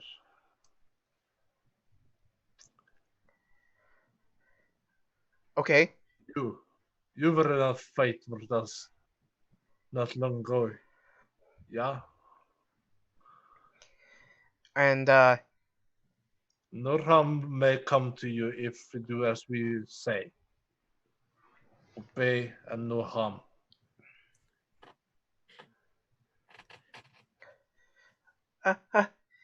yes, fine. I'm one of the ones that you are fighting. Well, what is it that you want? Please don't hurt us. You will not be harmed.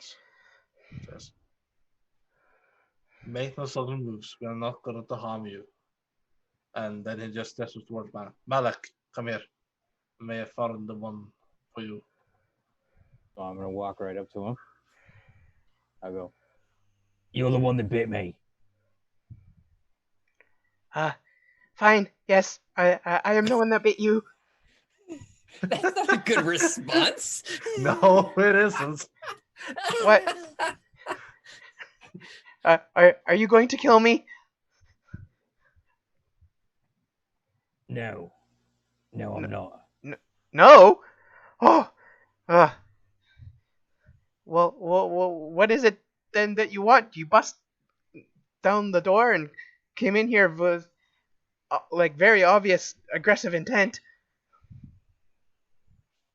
While Malak talks with that where at, Shakuna's just going to turn around and keep his focus on the 2 others. And you hear outside from outside the door, "Where at, friends? Do not fear. We are just looking for a were-rat that bit my friend." Shakunis, do you have an empty vial? Oh God. What did I walk into? Oh, you get a big rat. You get a big snake. So I just don't even know why I play D&D sometimes. How many words do you have right now, Malak? Well, not up here. All right. I mean, what? How many hit points? HP hit points. How many? I only have 13. If you don't have anything, then I'll pop my health potion. Yeah, because I only have the healing potion we got from the women lady. you guys all also would have like water flasks. Yeah, I mean, I would imagine. How much saliva do I need? Like, did it say on the piece of paper? It did say like that you would need about like 4 ounces. Oh God, that's disgusting. Amongst other ingredients. Right. Yeah. I have no idea how many that is in my country as well. So By the way, if I turned the corner into seeing this, I would have just immediately gone invisible. I would have shut up and just popped myself out of existence. Do you know how big like a shot glass is? Yeah. Okay. Yeah. That. I'd say yeah. all right. I was gonna show you on my bottle of soda, but yeah, no, you're right. It's about a shot glass. So it's just sort of like this, just way smaller. Yeah. So I'm gonna grab him by this like the scruff of his neck, Yeah. and I'm gonna pop the top off the healing potion Okay. because I kind of need it anyway. Yeah. And I'm gonna drink that, Okay. right? Yep. And then I'm gonna hand it to him and go, I need you to spit into this. Just real serious, just maintain an eye contact the whole time, even when I was drinking it and everything. Okay, give me an intimidation check. Sure. Oh, I got it. I don't know if I'm very good at it. Let's see. Well, chat, you could inspire him if you want to. Well, not too late now. Nope. I don't have a weight. So the were-rat just kind of like cowers in your grasp, but doesn't make any movement to grab the vial or anything like that. I'll go, look, we can do this the easy way. We can do this the hard way.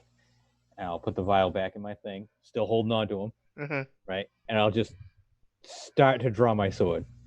Just like take it halfway out of the sheath. And then the were-rat is just like, well, I guess even though I have friends here, I'll just do what you want. If all you want is my spit, I'll spit in the vial. You don't even really know if that's the one that bit you either. No. He acquiesced. He said, "Fine, I guess it was me. Here we go." Well, so then he hands out his like paw to take the vial from you. Yeah, I'll slide my sword back. Still holding on to him, I'll slide my sword back. Also, you the vial can out roll for how much health you healed from the potion. Oh, yeah. Well, he would have. Well, he bit Malik, so he would have had some blood on his teeth.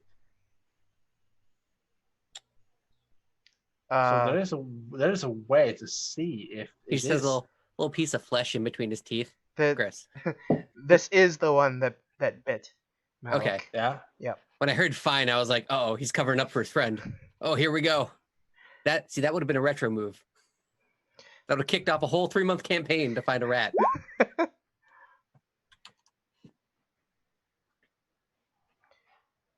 7 back. And so then the were-rat is just starts starts to drool and is like hucking up loogies and like spitting into the vial. and like he stops after a little bit. The whole time. It's real serious the whole time. I'm holding him and just staring him right in his eyes. He stops after a little bit and he's like, "How much do you need? I'm starting to get dry mouth here." How much do I have so far? About 1 ounce. Oh God, it's gonna be a long. It's gonna be a long task. Oh Lord above. You hand him the water flask. Here you go, bud. Also, Isol, I immediately cast invisibility. I'm just invisible. The moment I come around the corner and I see this, just whoop. Yeah, there's this like room full of giant rats. A couple of whom seem to be doing something that you've only read about, probably. See you later. And then like they see like movement like come around the corner, but then like you invisible yourself, and then they just kind of like go back to minding their own business. I'll kind of walk back down to Don John and be like, wow, just don't go any further. It's not worth it. I think they got it handled. I hear stuff coming from that room, and we're just good here. Just don't go anywhere. It'll be fine. Well, if you say so, lad. Just want to make sure that your friends are all right. Also, I would really appreciate it if you rescinded your comment about us protecting you, because let's be real, I handled that situation. You proved yourself very competent. That's right. I am competent, like wise and brave, and I did all of it. That was all me. That was a first for everything, right? I mean, yeah, I do that on a daily basis. Life is adventuring out here. Meep. So, I assume that down that way you just saw more beasties and not any of the miners. Yeah, I have a feeling that either they're very far on or they are also were-rats at this point. I hope not. That'd be nice. But I'm assuming there's more caves past these doors, but we'll have to see what goes on when they come back. Because I don't want to go in. I'm good for right now. I don't want to. No, it's fine. All right.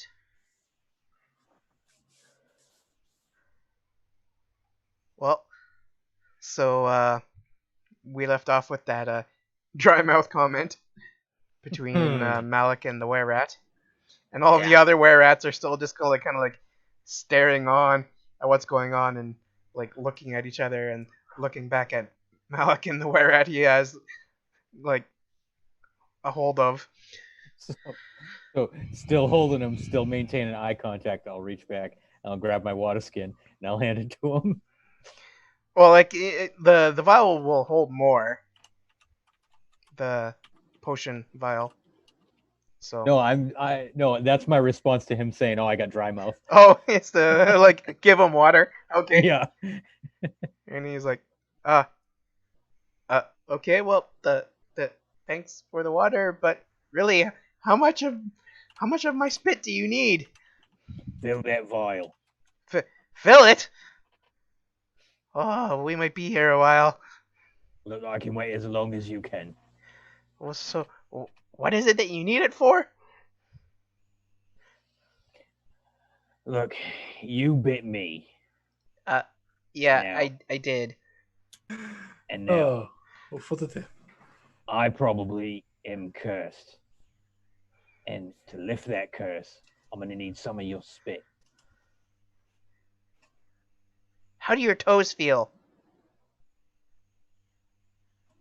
How do my toes feel? Yeah.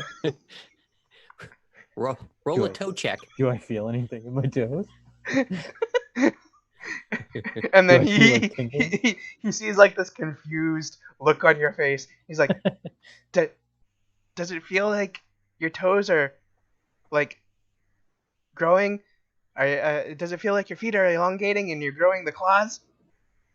No. Oh. Okay. Well, like that's usually where it starts. You get a tingle in your feet. And Right, actually, oh. you do feel a slight tingle in your feet. Suddenly die hard.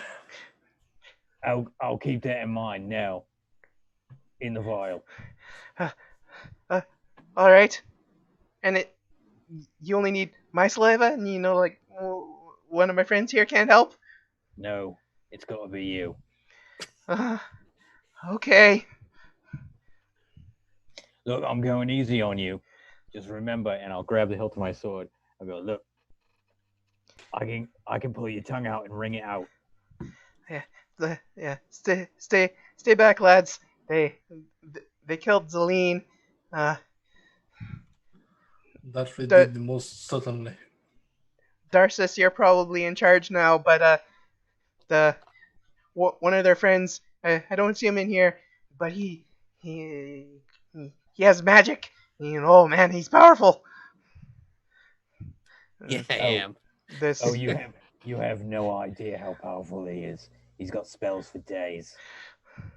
This one back here, like, glances over at the door and like moves up and then like stands by the door. That's Darcis. Outside in the hallway, I fart while invisible, and then I blame it on the snake during the conversation about how awesome I am. So the were rat that Malik has cornered, just like takes a swig of water, and then this starts like drooling more into the vial.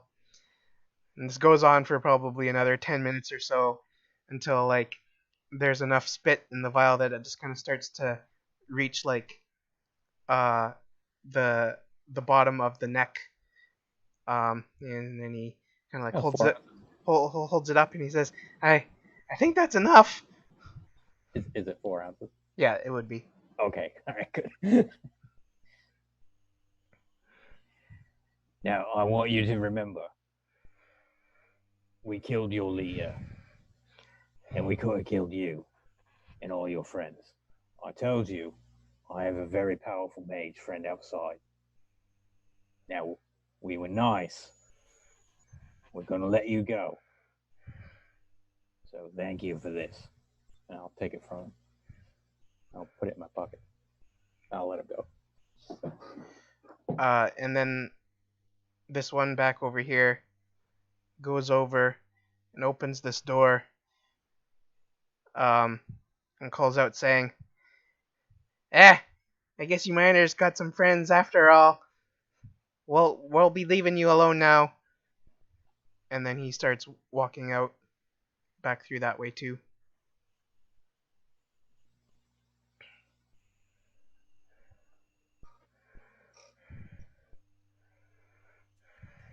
There's always more of them.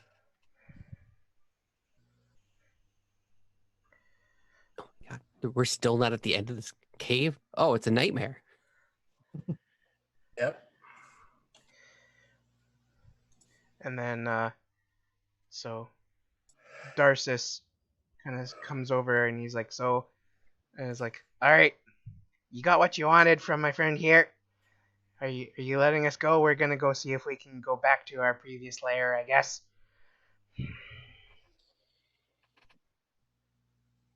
Darcis, is it, right? Yeah. Right. Like I said, we have a very powerful mage friend outside. Yeah, you've made that clear. I don't want to be trifling with any magic users. I just want you to remember, my name's Malik. This is Shakunis. I just want you to remember what happened here today. And how we were We kind. will not hesitate to slay you right here, right now, if you try to cross us again. Well, I just want you to remember the kindness of us here today. Just in case if we meet up in the future sometime.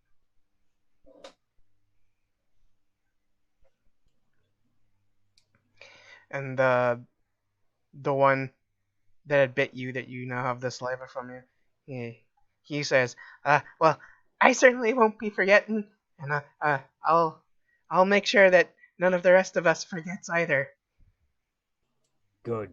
That sounds good. And I'll give him a little like you know how you would like pat somebody on the side of the face? Well, I'm gonna do that to like his muzzle. Yeah, okay. And he kind of squirms, and he's like, huh, and turns to Darcis. All right, let's get going. And then they all leave through that back way. They're also going to Conneberry, right? That's where they came from? Yep. Because that's where we're going next as well. Oh boy! And then you do see through that open door a few dwarves who had probably been miners here. So I'm gonna invisibly open the door. check to see what's going on inside at this point. Okay. Is it? So you see Malik and Chikunis standing there. Is it safe? Are you guys? Is it done? You got the It is done. great. Yeah, you can come in. Don John? Dungeon. Well, what's going on over here? Right. Well, We're gonna need we got the first part of what we need. Well, we found the miners up there, and I got the first part of what I need to lift this curse that I got from being bit.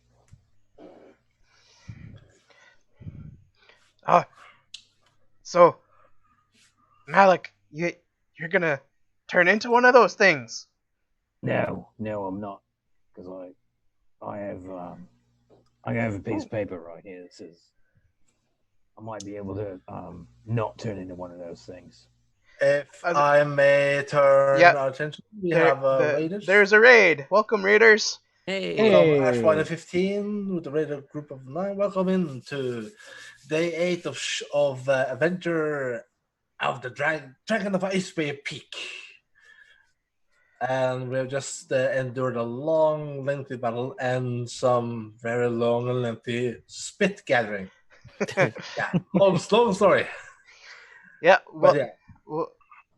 Welcome into some D&D. This group of us here, we call ourselves the Shadow Crew, as I am Shadowed Mage, the Dungeon Master. We're streaming this on Arvin Eleron's channel, who hasn't shown up yet in chat tonight, not that I've seen anyway. But we are the members of his community playing some D&D, and we're doing some Dragon of Icespire Peak with a little bit of a homebrew layer of my own stuff on top. Yep, and if all goes well in future parts of this adventure, then we'll probably do a few more campaigns that are related to Dragon of Icespire Peak, I believe. Shadow Mage? We gotta get through Icespire Peak first, though. Yeah, It's, it might be a ways off. still in the introduction, kind of. Yeah, you guys are probably about 40-ish%. Oh, that's further than I thought. Oh, that's way further than I thought. Yeah. About 35 to 40. But hey, it's a great adventure, and everybody should check it out. And if you want to try out Dungeons and Dragons, oh shit. Unexpected. If you want to try out Dungeons and Dragons, then come on the channel on Saturday at 7 p.m. Eastern Daylight Savings Time, where Arvin is going to do a one-shot D&D, which you can join if you want to give it a try. You have to have a webcam, you have to have a microphone, you need to be a good natured person, a good, kind person who is willing to play with others. And you need to have some basic grasp of D&D knowledge. So if you need a reminder, just type in exclamation mark D&D reviewers, and yeah, welcome in, Raiders. I want to turn to Malik and be like, so does the page have anything else on it besides, the whole vat of saliva? Yeah. What does the page have on it, Shadow? A variety of commonly found herbs. But then also the poison of a Carrion Crawler.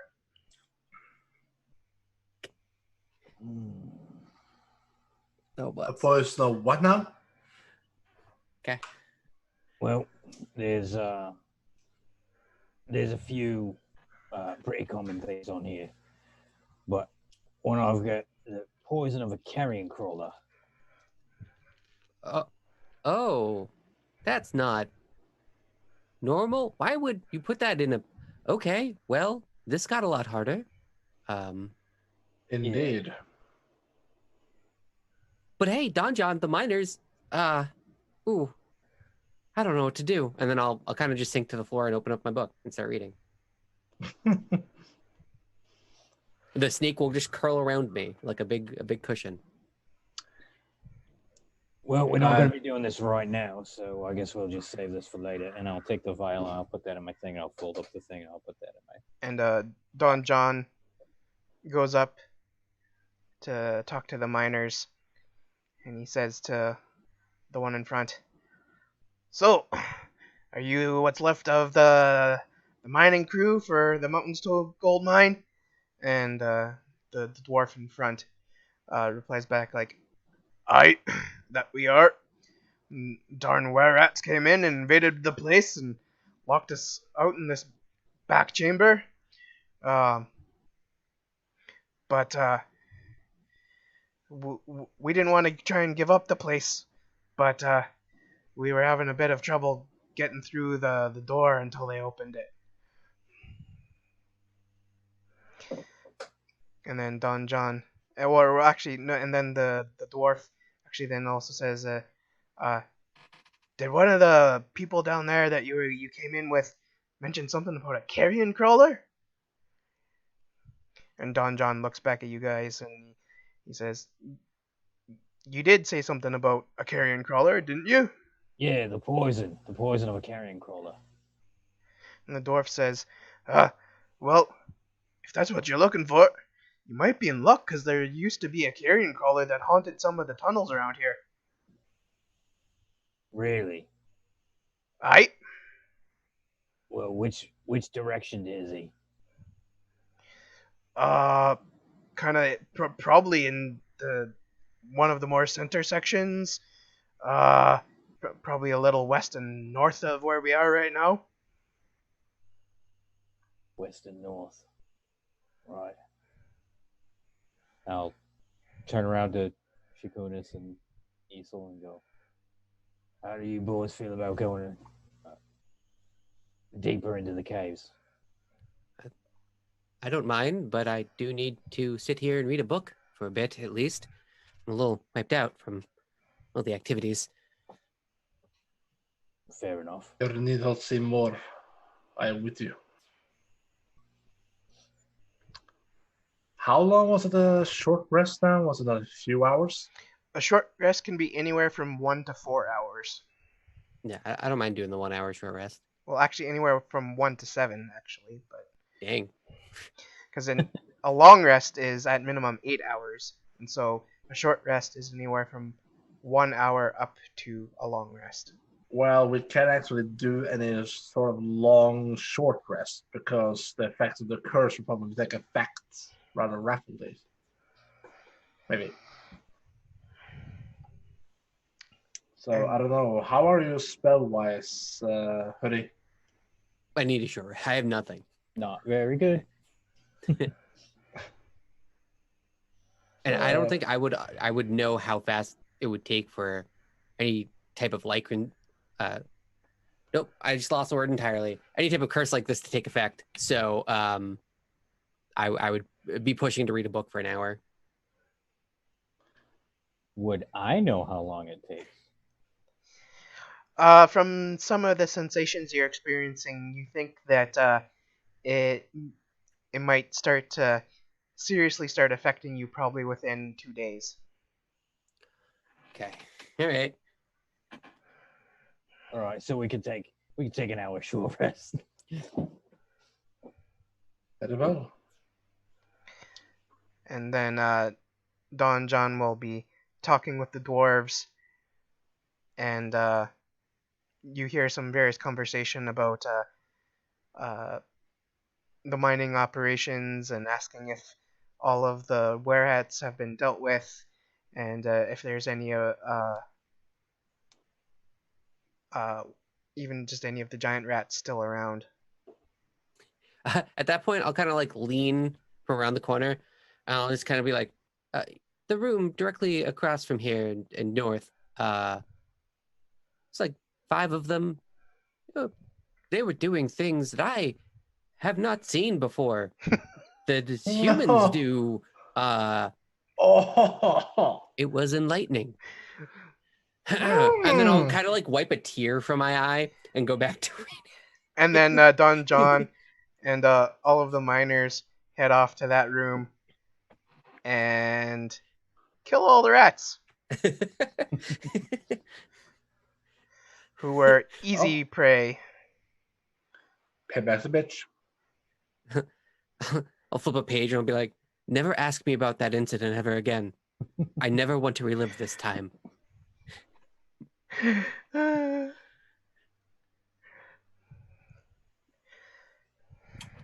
gonna put in. Am I gonna roll a hit die? Sure. Okay. So,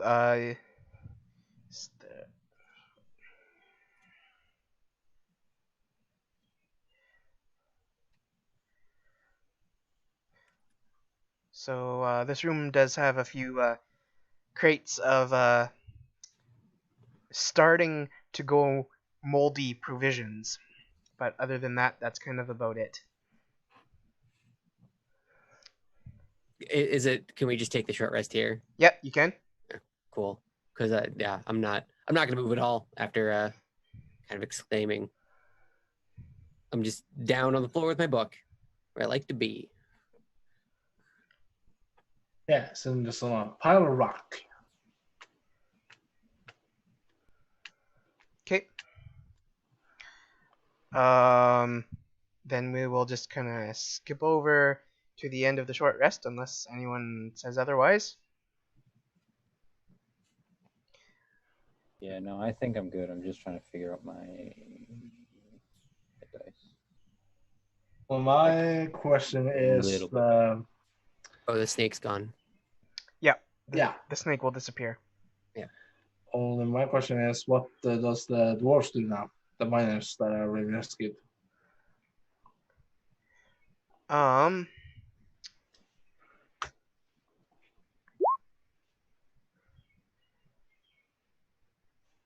The miners will just kind of like go along with Don John to kind of go back through some of the areas that you came through and wind up kind of back in the area where you fought the leader. Zeline. Well, while some of them goes there, Shakunas will probably make the trip later on, maybe, perhaps.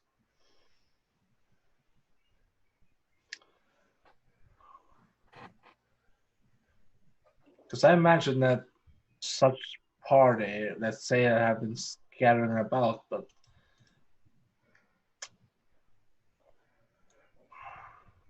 yeah, I don't know. Just getting the feeling that that's not all the rare rats. She wasn't possibly the only leader. I don't know. They did seem to acquiesce when we killed her. So Yeah. probably. You can actually assume that all of the were-rats were dealt with, because otherwise, like, the only remaining ones had been in this room, and they didn't go off to get any other friends when they were going to leave. So Okay.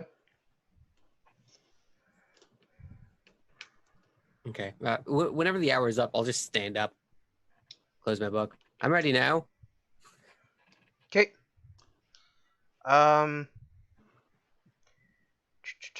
Everyone give me a perception check.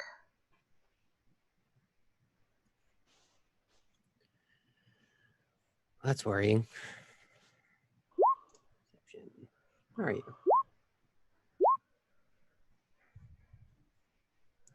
Of course. All right. So in this room, there had been like a couple crates of like provisions that were starting to go bad and stuff, but also on one overturned crate, there was one lantern that, instead of hanging, had just been sitting on the upturned crate, and it looks a bit different from the other hanging lanterns. It's a little bit fancier and it seems to have a nice kind of like opening and shutting mechanism.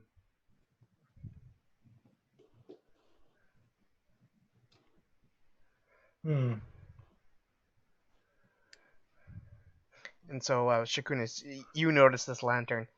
Malik and Isel, you don't really seem to give it any mind. I feel like I'm pretty focused on reading the piece of paper to make sure that Yeah. I get all Yeah. the right ingredients. And I'm just reading over his shoulder very intrusively.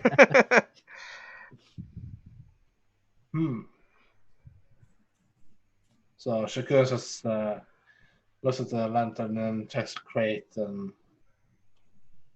checks around for any distinguishing marks or any there's any kind of label or something.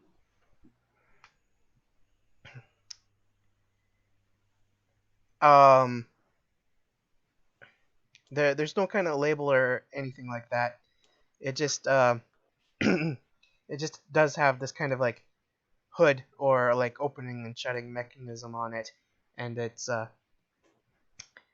has a nice kind of like dark burnished bronze look to it, as opposed to the kind of more rusted look of the other lanterns that you've seen in the mine.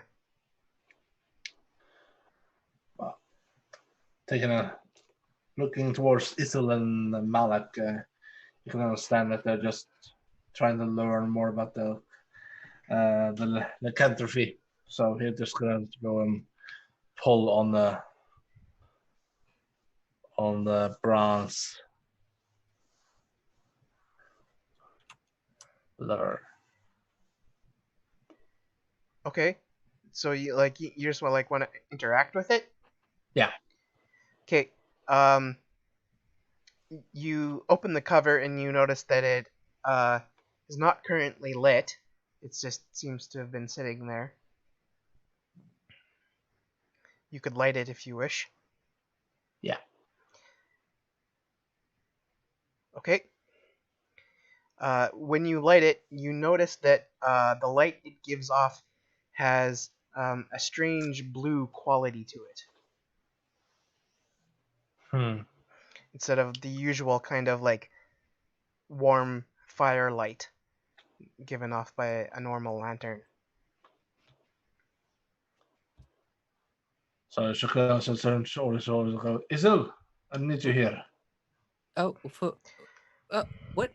what are you holding? Some form of some rather unusual looking lantern. I've none. Just wondering if we could have a look at it. Well, it And certainly is hands it on. fascinating. Blue light. Would I happen to know of this at all from like any books I've ever read? Yeah, give me a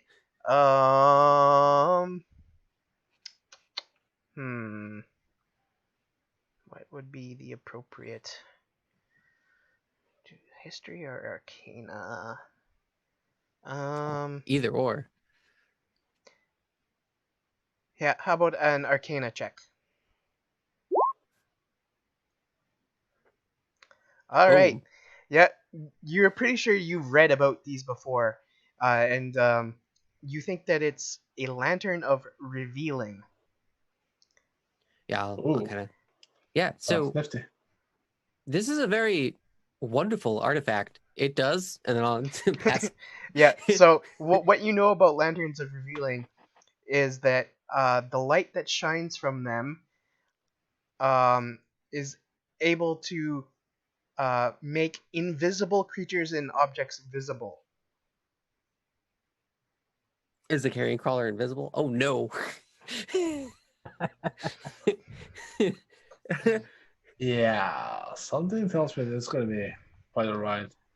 So I would suggest just keeping it with us for all times, always lit, because invisible creatures sound horrible, but also invisible things sound very worthwhile to pick up. So yeah, just a great find. Did you find that in here? I'll kind of look around. Yeah, inside this little crate over here, and he shows of the crate itself. I desperately start Surprise. looking around the room for another one, and assume I don't find one. No, you do not. And I'm just like, oh, okay, well, don't check every corner, please. Now that I know, I have checked that fellow as a con. You do realize that I'm a drow elf rogue assassin. Bah. It is of no use to say this to you. You are already aware of this. well, you've gotten an incredibly useful item at least. So I guess we move on and north and west, was it? I believe it was some east of here. I think. I'm uncertain. Was it north and west that they said? Yeah. Okay. Yeah. Yeah, northwest. Kind of It- roughly up in somewhere in this area. I don't know if you can see the ping or not. We'll start heading there, I assume. And I'll desperately the entire time beg Jakunis to lead, holding the lantern. Okay. Yeah, and that lantern, it was about half full of oil when it was lit. So Oh, that would still last for 3 hours. When it's full of Oh. oil, it will burn for 6 hours. I think I have oil on me too, so that's wonderful. Oh, I guess I can. Where did I put that? Yeah, right there.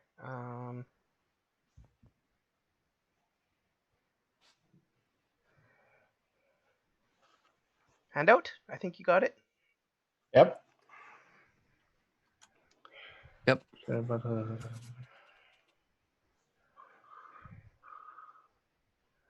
Beautiful. That's useful. mm-hmm. Actually, since everyone else is kind of we're kind of alone, I just kind of pulse out the gem, the crown of greed. I don't know, like back in that room, if there was anything worthwhile. Yeah. That lantern is the only thing that pings off the sensations you get from the Okay. crown. So I could have worded that better, but I think my point stands. So, oh wait, was it up those stairs? Hold on, I missed the ping. Yeah, it said kind of this area. So you guys are going off? Yeah, I'd assume so. I'm gonna be in the very back, feeling Ah. frustrated and dejected and upset, and just head down. Just Oh, poor boy. Oh, the snake isn't there. How do I get rid of you? Oh, I can do that. Okay. Goodbye, snake. Yes. Kill it. Hey, it's gonna help us. Yep. Not the only time you're gonna see that bad boy. You could actually make it a sort of theoretical. You say the lizard becomes a big giant snake. Yeah, that's a lot of illusions. Yeah. So, Hody, since Isol has the robe, do you want to keep track of the number of serpents left that you get? Yeah. Okay. I can do that. So it started off with 7. Yeah, and now we have 6. Yeah. Actually, hold on. Let me go get a pen. Well, you could probably put it in your character sheet somehow. I don't know. Whatever you would like to do. I will also try to keep a note of it. Yeah. Oh. But he doesn't see so well. He needs to write big. Do I have to write big? See, I told you. All right.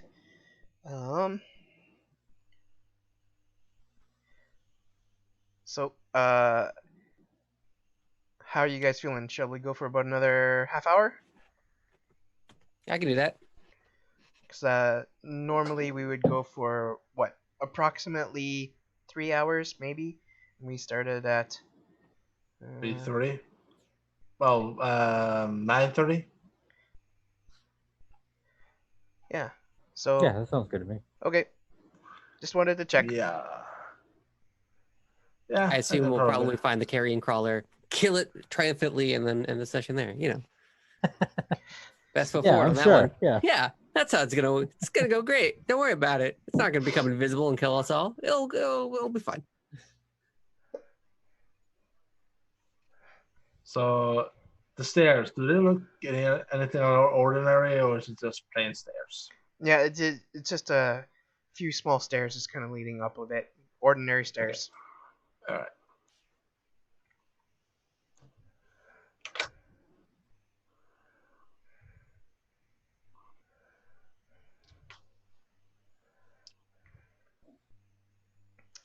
So you see this juncture of tunnels, door over that way, and more tunnel down this way. She kind of turns towards Isel and just go. Where do we still go next? Shall we try the door or try the other two ways? I'm uncertain how Malak feels on this right now, dealing with his curse and all. I'll kind of look at Malik, and he seems a little down in the dumps for sure. Try the door, and then we can go north from here. I think that connects back to where we were earlier, the one to the west. All right, so Shogun Nasu just tries the door very slowly because we are no need for surprises anymore, especially with Malak's condition. So you open the door to reveal a tunnel that seems to curve around a bit. Another tunnel. Well, they're both going north, so I guess follow this one.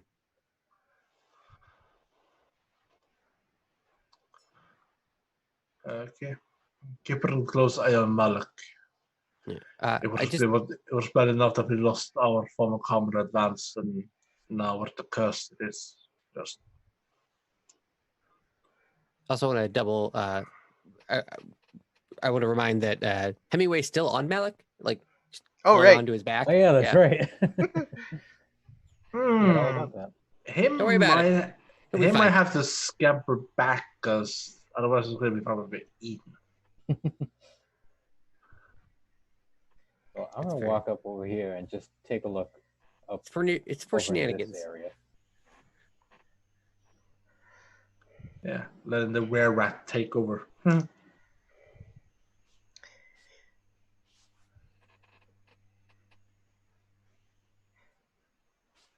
All right, so I gotta go right here. Did you You're find anything? It seems to keep going around over here. I've got a door over here. All right. Well, Shakunis? Shakunis. Hold on. I was doing stuff. So you see more stairs kind of curving up this bit of tunnel, but as you turn the corner here to come around the tunnel, on the roof, or well, I guess yeah, on the ceiling of the tunnel is oh no, I did the wrong thing. The Carrion Crawler. Okay. Oh, great. Do you say anything, Shakunis? And this big insect-like creature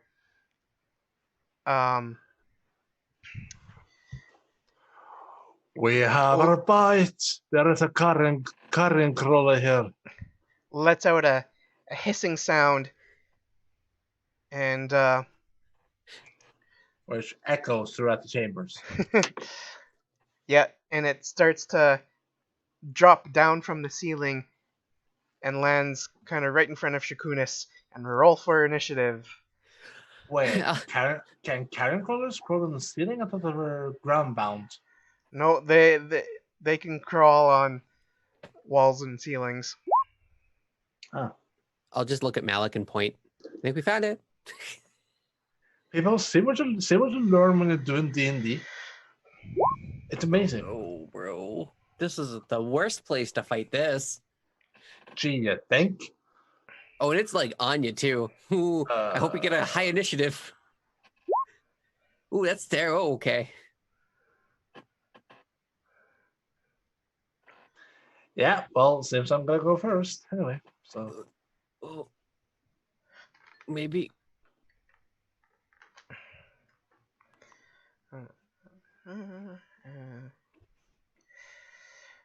Turn. Oh, please get very low, Carrion. Please be a low, slow, bro.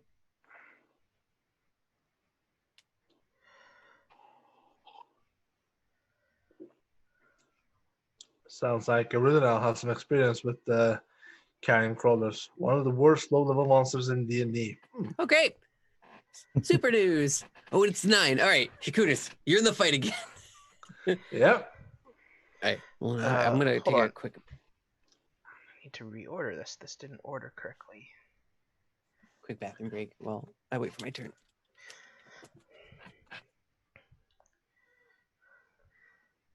All right. That looks correct. I know Malik would break a dex tie between him and the Carrion Crawler, so he will go before. So we start off with Shakunis. Who will go for an assassinate roll? Yep. I believe. Yeah, so make your attack. Okay, so assassinate. I kind of got somewhere with what So yeah, you said in the game. So guide me through it. so you just make your regular attack roll. Okay, that's. Say, a Carrion Crawler is immune to magical, no, to normal. No. This is just insectoid. So. You don't know of any resistances or immunities for a Carrion Crawler.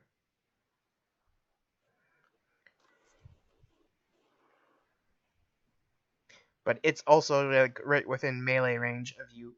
So Yeah, I'm just gonna go for it. I mean, How sturdy is a lantern? Because Strickland is holding it, so it wouldn't be as effective right now. Well, I mean, like you could still have the lantern in one hand and attack with the other hand, so you're probably fine. all right. Okay, so shocking dagger. Ooh, yeah. 25. Holy Oy. shit. Ooh. Yeah, so that's definitely a hit. There was a second time, was it? Well, you have advantage, so if the second number there had been higher, you could have taken that instead. But otherwise, it's just the 25. So Well, for the assassinate Yeah. attempt. Assassinate is just that you have advantage. Okay. Yeah, and if it is surprise, then it's critical. But you still get sneak attack damage, so it's not like. Yeah.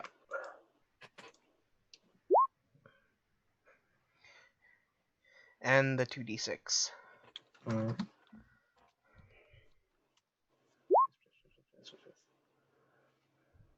Hoo-hoo. Uh, So close to 20. So 19. Okay.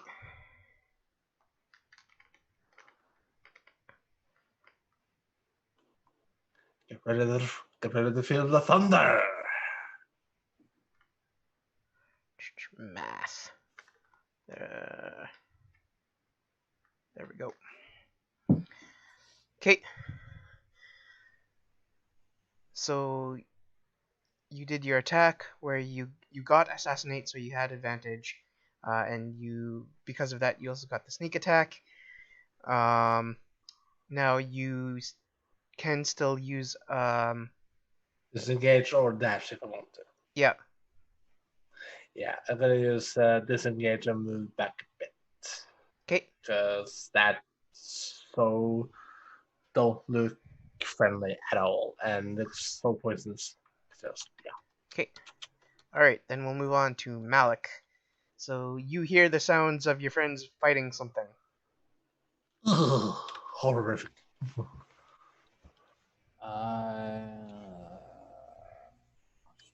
And Shakunas did shout out towards Isel and Malik that he had encountered a Carrion Crawler, so Malik should be able to hear it. Yeah.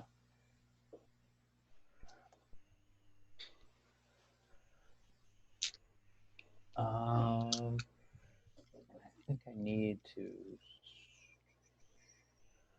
Hold on a second. I think I need to see it to cast Hunter's Mark. Yeah, I think you definitely need visual for Hunter's Mark. Yeah, and I can't get to it. Yeah, we're kind of in a bit of a horrible So- positioning situation. What I'm gonna do is I'm gonna Well, position, yes, but with the recent damage that you have done, it would probably be a short fight, because with the amount of damage that Isel has been doing, and the amount of damage that Shakunas has been doing, Just then- don't count on Isel damage. That's all. That's all funny money. That's joke souls. That doesn't really happen most of the time. Okay, then Isel the trickster. Yeah. I'm gonna back up to the wall right here, and I'm gonna knock an arrow, and I'm gonna hold my action until this bad boy comes around the corner and I have line of sight. Okay. And I'm gonna yell to Isel and Shakunis, "Get back in here!" Trying. All right. So then we'll move on to the Carrion Crawler.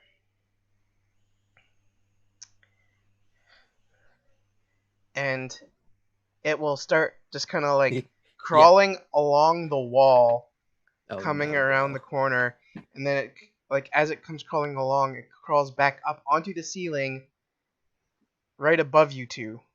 Yeah. Yeah, that was what I was scared of. Mm-hmm. But he sees it now, and he has a line of sight on it. Yeah, Yeah, I so definitely have line of sight on it. yeah, so were you holding your action then? Like, do you want to trigger a shot at Yes. it? Okay, Oh yeah. so you can do that.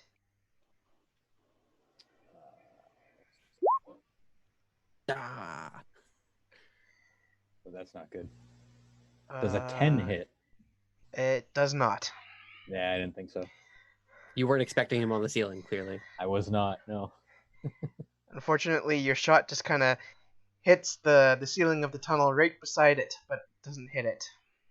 Yeah, I figured. And then the Carrion Crawler lashes out with its tentacly appendages and hits both of Isel and Shakunis. Uh-oh. No stop. So against Isel, that will be a 13. Oh, it just barely hits too, which is like the worst thing. Okay, so that will be 5 poison damage, Ugh, gross. and I need a Constitution saving throw. Super gross. I don't want to do this. Well, people, inspirations, final Shadow Crew of the month. Constitution. What? Okay. Hey. All right, that's good enough to not be affected by its poison. Okay, and then the attack against Shakunis. 12. So I think that's a miss. That's a miss. Yep. Okay.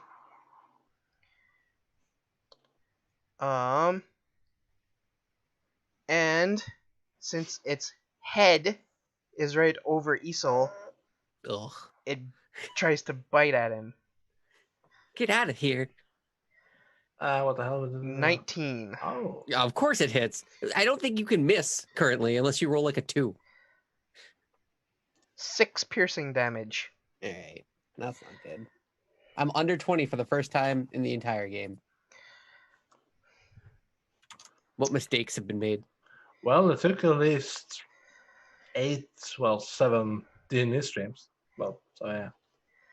All right, Isol, it is your Ow, ow. turn, and this I'm gonna and this carrion crawler is like immediately right overhead. It's like 2 feet above your head. Like swatting, I disengage. I immediately. I'm not. Can I grab my? Yeah, here we go. Swatting. I stop here. I create another poison snake because I'm terrified. It's back already so soon. Didn't expect it. And then Okay, snake. I step all the rest of the way back, and I let the snake attack. So I think you should have control over it. Can you test that for me? Yeah. Yeah, I seem to. 22. Yeah, that hits. And he has a reach of 10, so no, you can get him on the ceiling. So then 6 plus 8, 6 piercing plus 8 poison, which actually might not do anything to a poison creature. Hold on a second here. Giant poisonous snake is a medium. Yeah, sure. That will work. It can stretch itself up. Yeah. To bite at it. Piercing damage and poison. Okay. So As I settle down next to that all works. oh yeah, nice. As I settle down next to Malik, my hair is all like messed up because there was a monster attached to my head at one point. I'm just like, kill it with your bow, kill it faster, kill it before it gets back to me.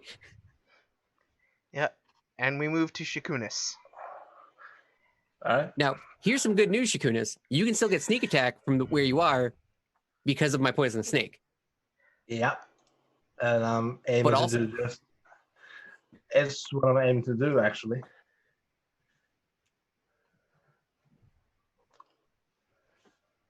I'm fighting with tactics.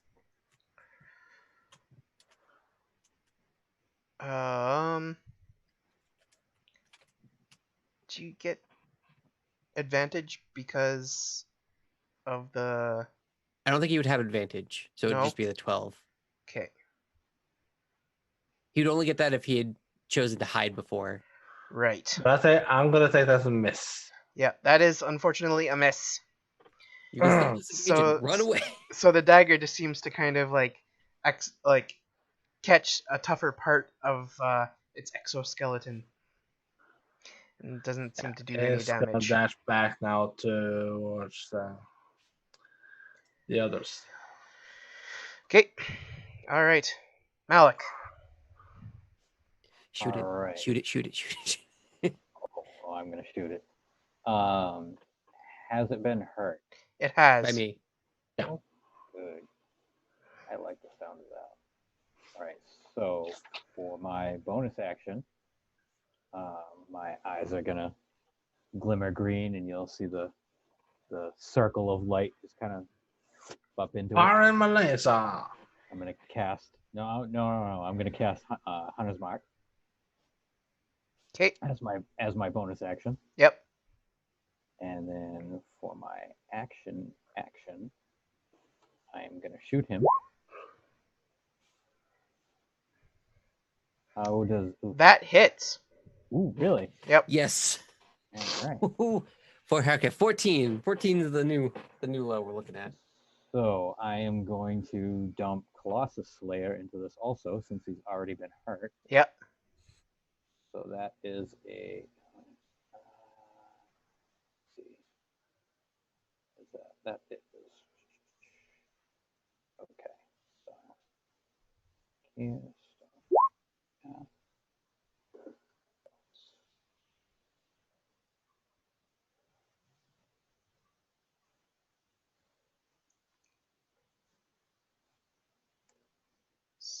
There must be some additional damage coming, or So there's, Yeah. there's Yeah, that 7. yep. Hunter's Mark. So 7 plus 1 plus what was Hunter's? It's a 1d6. I'm pretty sure. 1d6. Yeah, 1d6. 6. Nice. Bone diggity. So it's 7 from the regular attack, the So extra 13 1, altogether. the extra 1 from Colossus Slayer, and then Yeah. the 6 from Hunter's Mark. 14. Okay.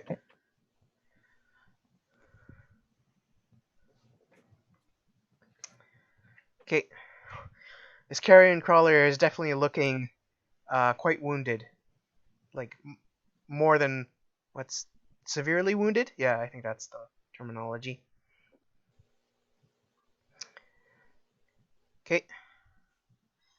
Anything else? Any movement or... No, I'm going to stay right there. Okay. Alright. The Carrion Crawler.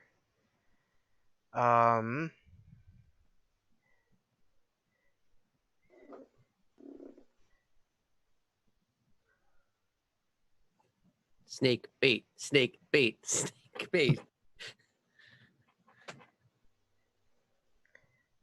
My poor snaky boy. Yeah, so it lashes out to attack the snake. Because that's an enemy that's right in front of it. So, let's see here. It knows it's dinner time. Ooh, 27. I super hit it. It's like not even close.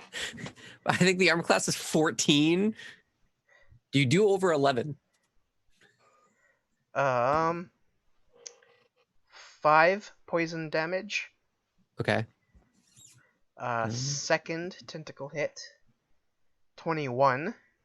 Yeah. That's another 3 poison damage. Okay. And then a bite. Oh, okay. 11 to hit. It misses. Okay. Oh my god, my snaky boy's alive. Wow. How many hit Genuine points? 11. He has Did 11 hit points? Did 8 hit points of damage? That is a beefy fucking snake. Holy Yeah. shit. Yep. The beef boy. Alright, then we go to Isol's turn. Guiding bolt. I'm gonna guiding bolt it. Why wouldn't I guiding bolt it? That's crazy. I'm so terrified of it. It did so much damage to me. 19. That's a hit. 5d6 radiant. I'll try and get that spell added for 17 you for again? next time. Holy shit. Wow, it had exactly 17 hit points left. Nice. Bullseye, bitches. I just keep doing it. All right. Once again, yeah. I hold the book up and it just beams a laser out, essentially. So, yeah. Your guiding bolt laser blasts forth, slamming into the Carrion Crawler, and then it dies, and then slowly starts to slide off the ceiling and lands with a plop. The snake kind of slithers away to my side. I was going to say, does it fall on top of the snake? No, the snake was just in front of it. So Okay. Yep. I'm just looking at my book and it's kind of lightly smoking. I'm just like, what's going on today? These don't normally work, but I hate it here. That must be it. I'd say well done, Hazel. So now there's book this. Well done indeed. So now Book saved the day. there's this stabbed and smoking corpse of a Carrion Crawler in that hallway. But yeah, I'm going to walk over to it and I am going to try to extract some of its. Yeah, it's just kind of goopy poison that's on its tentacles. So you're able to collect some. Does it So we say how just- much of that I need? It was 2 ounces. Okay. I can drink a potion if we need another carrying device. You could probably fit it along with the saliva, if Oh, if there you go. you think that there won't be any kind of interaction. Oh. No, let's keep those separated until we get all the ingredients. Gotta keep it separated. Yeah, exactly. And keep it separate. So I can burn a potion of healing because I'm down a lot, and Issa would do this anyways. So how do I do that? That's a great question, mate. 2d4 plus 2. All right, yeah, and then I'll hand you the vial.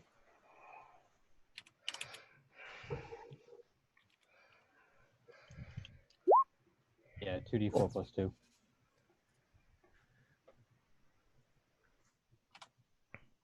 Back over 20. Feeling good.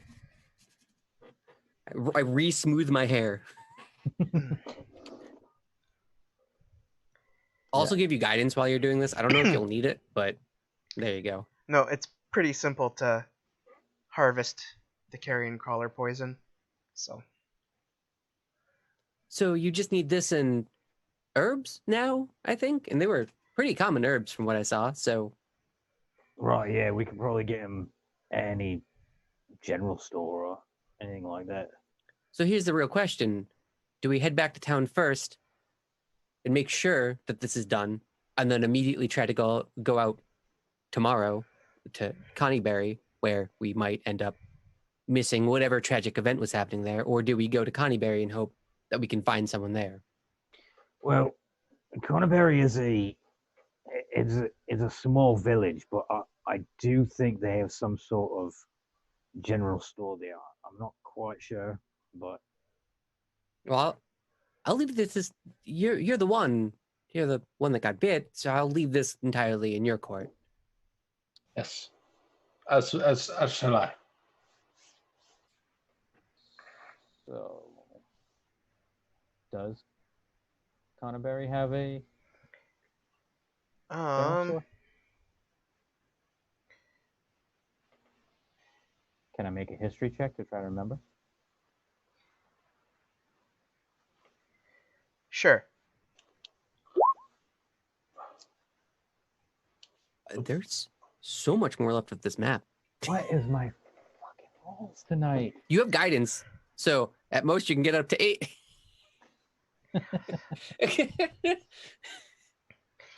So from what you remember, Coneyberry has actually been semi-abandoned the last few years. There might still be like one merchant around, but even then there might not be someone around who could actually, like an alchemist, who could actually make the potion. Right, yeah. Oh. I wanted to. Sorry. I want to just keep pressing forward, but we need to get this taken care of. Yes, I mean, it's great and all. It would be a wonderful, noble sacrifice, but then we would be a person down, and that's less change we could affect, essentially.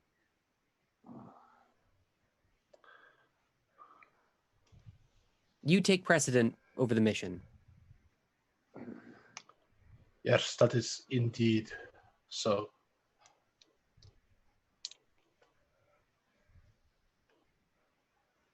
All right. Well,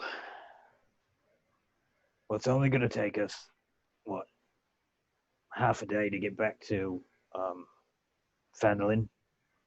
Yeah, we have the horses outside. We can run them a little ragged back to town and back out again.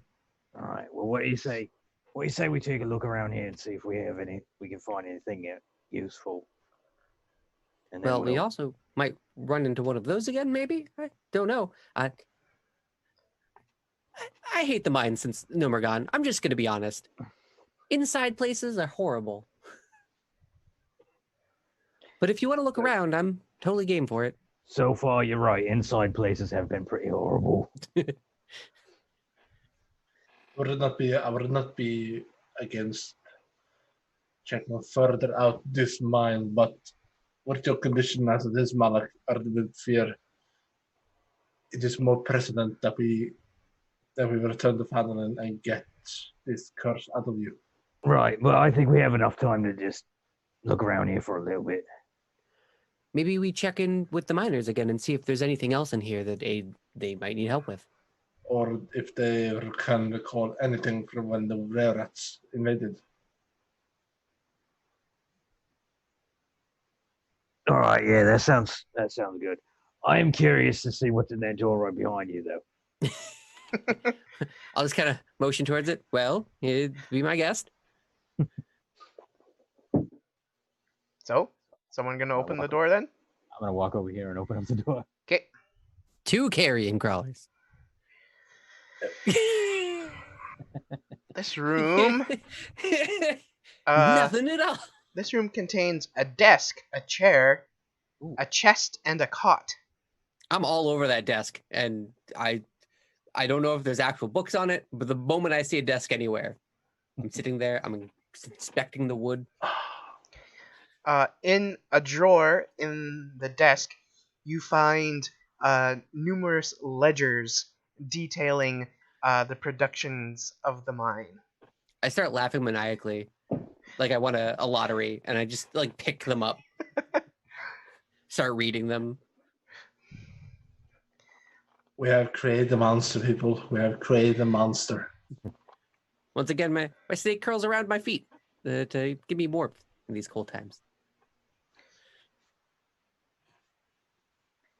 Shakonis, I got a chest over here. You want to maybe check it for traps? I don't know. So, upon inspecting the chest, you see that it used to have a padlock on it that has been broken off. Okay. This seems to have. I will begin to believe that the rats have been here, for it seems the lock here has been broken. But there must still be something inside it. I'm not certain. There's no traps on it, though.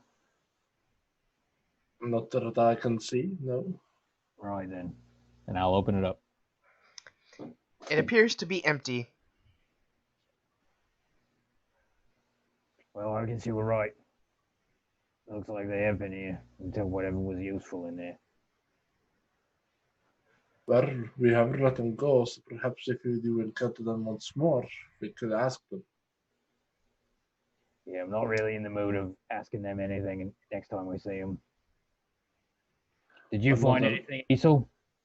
Not than mine, but...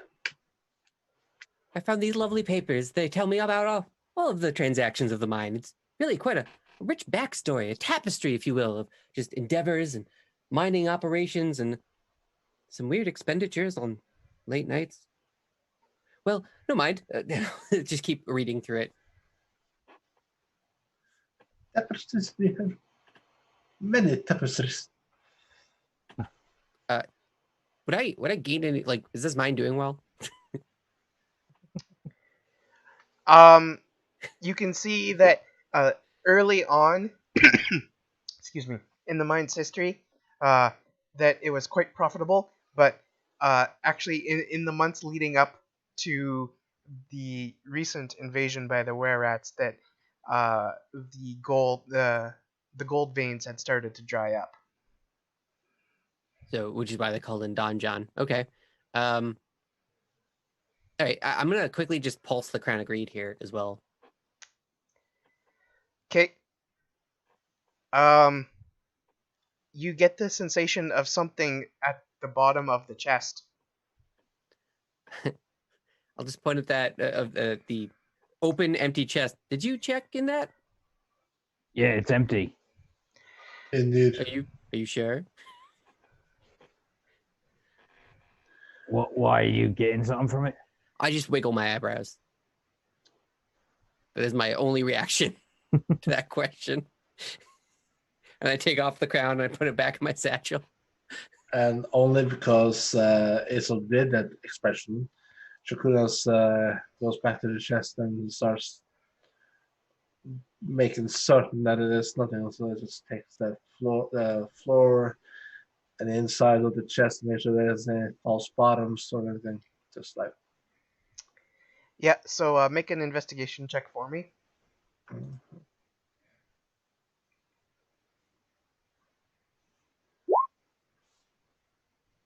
18.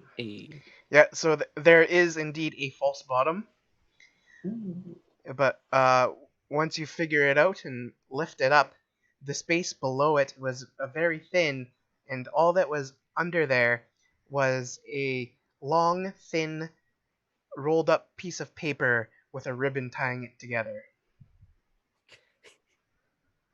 More perceptive is it first. There seems to be something here after all. And it just takes out the false bottom and there's some paper ribbon here. The moment I hear And- paper, I'm right next to you. What is and that? of which Shakunas assumed he would be, so he passes it along, but no, he just be standing right there next to him. I take it. The no look pass. I take it. And I immediately unfurl it. And I'm like, "What is this?" So, And yes, doesn't- you tell- unfurl tell it us. to see that it is a scroll of protection from beasts. What? Ooh. A scroll of protection from beasts. So I will have a handout for you in a moment here. Scroll of protection from beasts. I feel like we did the corridor in the room backwards.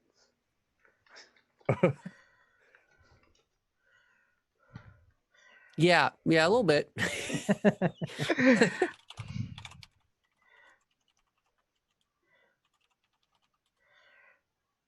Yeah, I don't know protection from beasts. That's wonderful.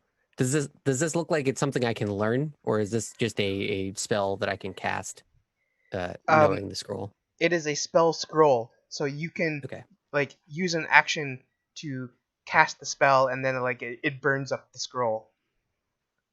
Okay. I think I gave you Basically, the something handout the there. IMF made. This closed. It's self-destructive. 5 seconds. So what does protection from beasts do? I think I gave you the handout there. Oh, sorry. Yeah. Roll 20. That's right. So could Isol copy this into his book? No, this isn't a ritual spell, as far as I'm aware.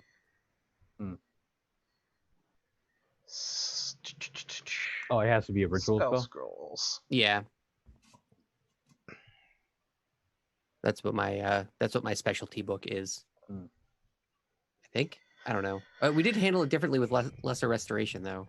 I think I already knew it. I don't remember. Yeah, because like that was like a spell in a book. There are slightly different rules for spell scrolls specifically. Mm-hmm. I'm just trying to find that to double check. I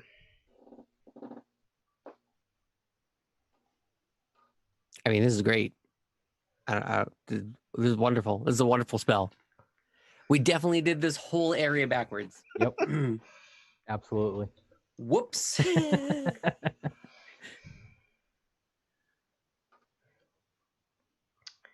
Here we go. A spell scroll bears the words of a single spell. If the spell is on your class's spell list, you can read the scroll and cast it without providing any components.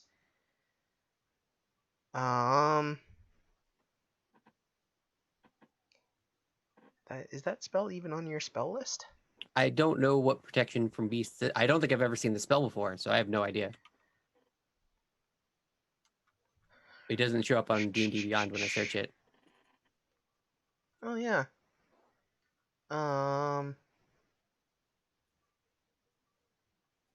If it's a protection spell, though, it might be on the cleric spell list, which technically counts as my spell list, though. So, Actually, apparently it's completely its own thing. oh, And Ranger. Well, we got one of them. Yeah, right.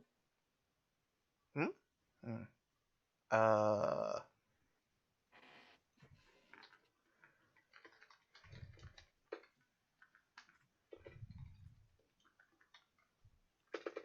yeah, because it's not based on an actual spell. It looks like Which is like, oh, okay. it is a specialty item. Oh, all right, cool. Well, then I'll kind of just So tie it onto the belt. it just does exactly what its description says. Cool. I will kind of regale everyone with what it does, which is it protects you from beasts. It's amazing. I don't know. God. Should have gotten this first. And then I'll kind of put it inside of one of the robes for safekeeping. Seems like it would have been good to have this, 5 minutes ago. Indeed. I did great work, guys. I don't know what you're talking about. I saved the day twice today. I don't think we needed this. That's crazy. Well, good. Now we have it for the next one that we run into. It's true. We definitely will need this again. Well, all right. This room seems to be tapped out, I guess. So, shall we continue on? Well, shall we maybe call that the stopping point for tonight? Yeah, that works. Yes, please. I am desperately needing sleep. Yeah. There's still lots of places to go in here.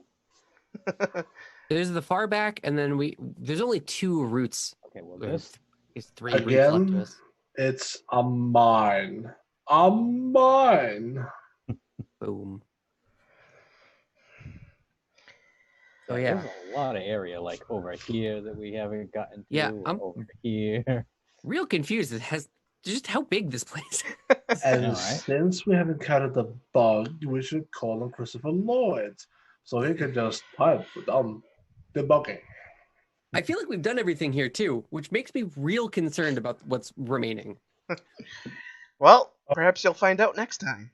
Great. In 2 weeks' time, which will be on the 2nd of July. I mean, if we run into anything super scary, we always can just run away. Yeah. I will definitely turn invisible and leave.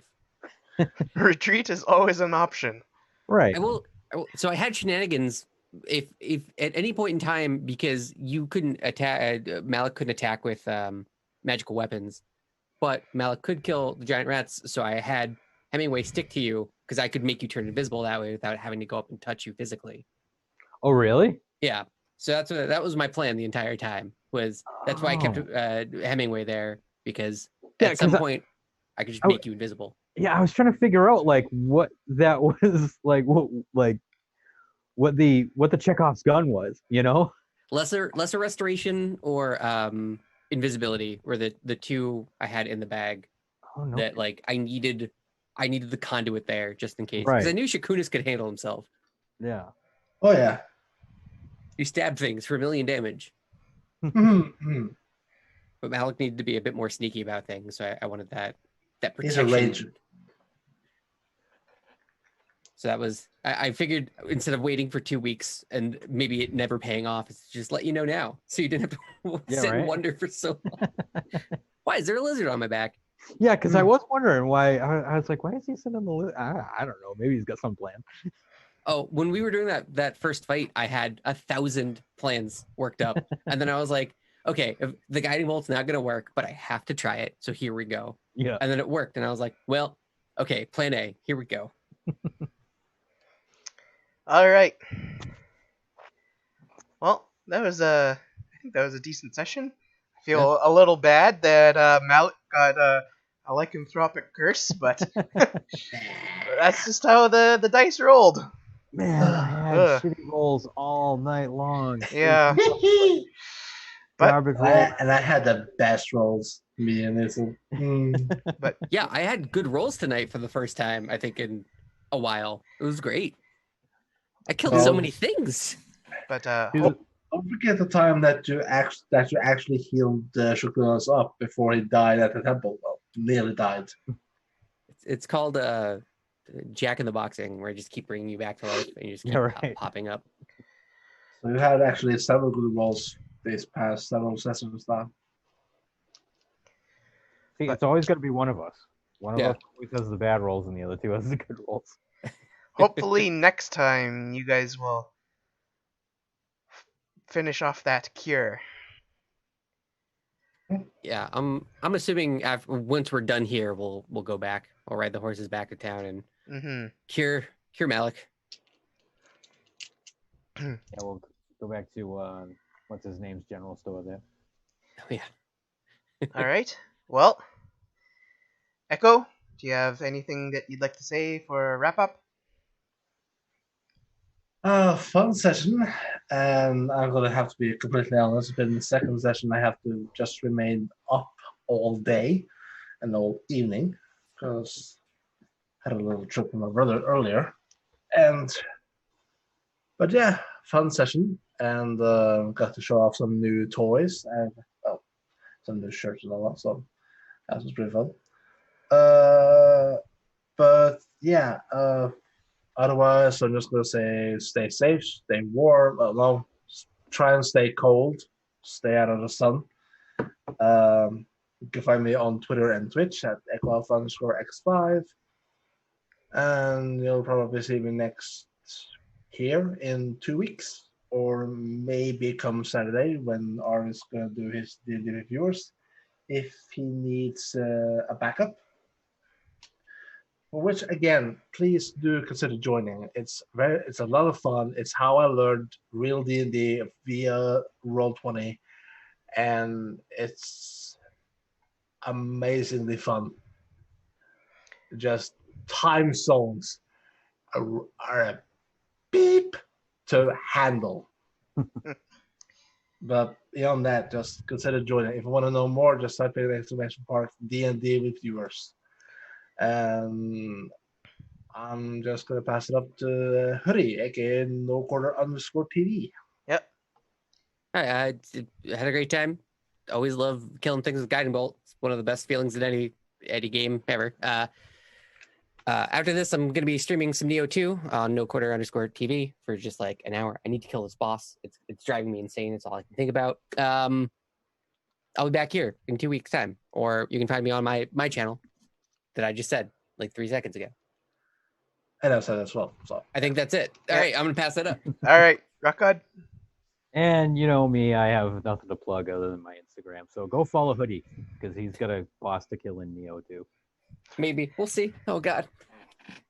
All right. Well, I guess that's us for tonight. Make sure to check out all of the things in the commands in the chat. Arv things, Arv shop, and of course and Black Lives if I may, Black Lives Matter. yeah. Anyway, And other than that, have a good night, everyone. One more thing before Shadow Mage takes us into the shadows again. If you want to watch previous episodes of the Community D&D, just go onto Arvin and Ron's YouTube channel. There's all of the archives are right on there. Unabridged, it's full on from start to finish, from the waiting time to everything. So unabridged, full on VODs on Arvin and Ron's YouTube channel. So yeah. Until then, next time. Thanks, Echo. All right. Good night, everyone. See you guys later. See you next time. I'll keep waving. Just I'll keep waving. waving.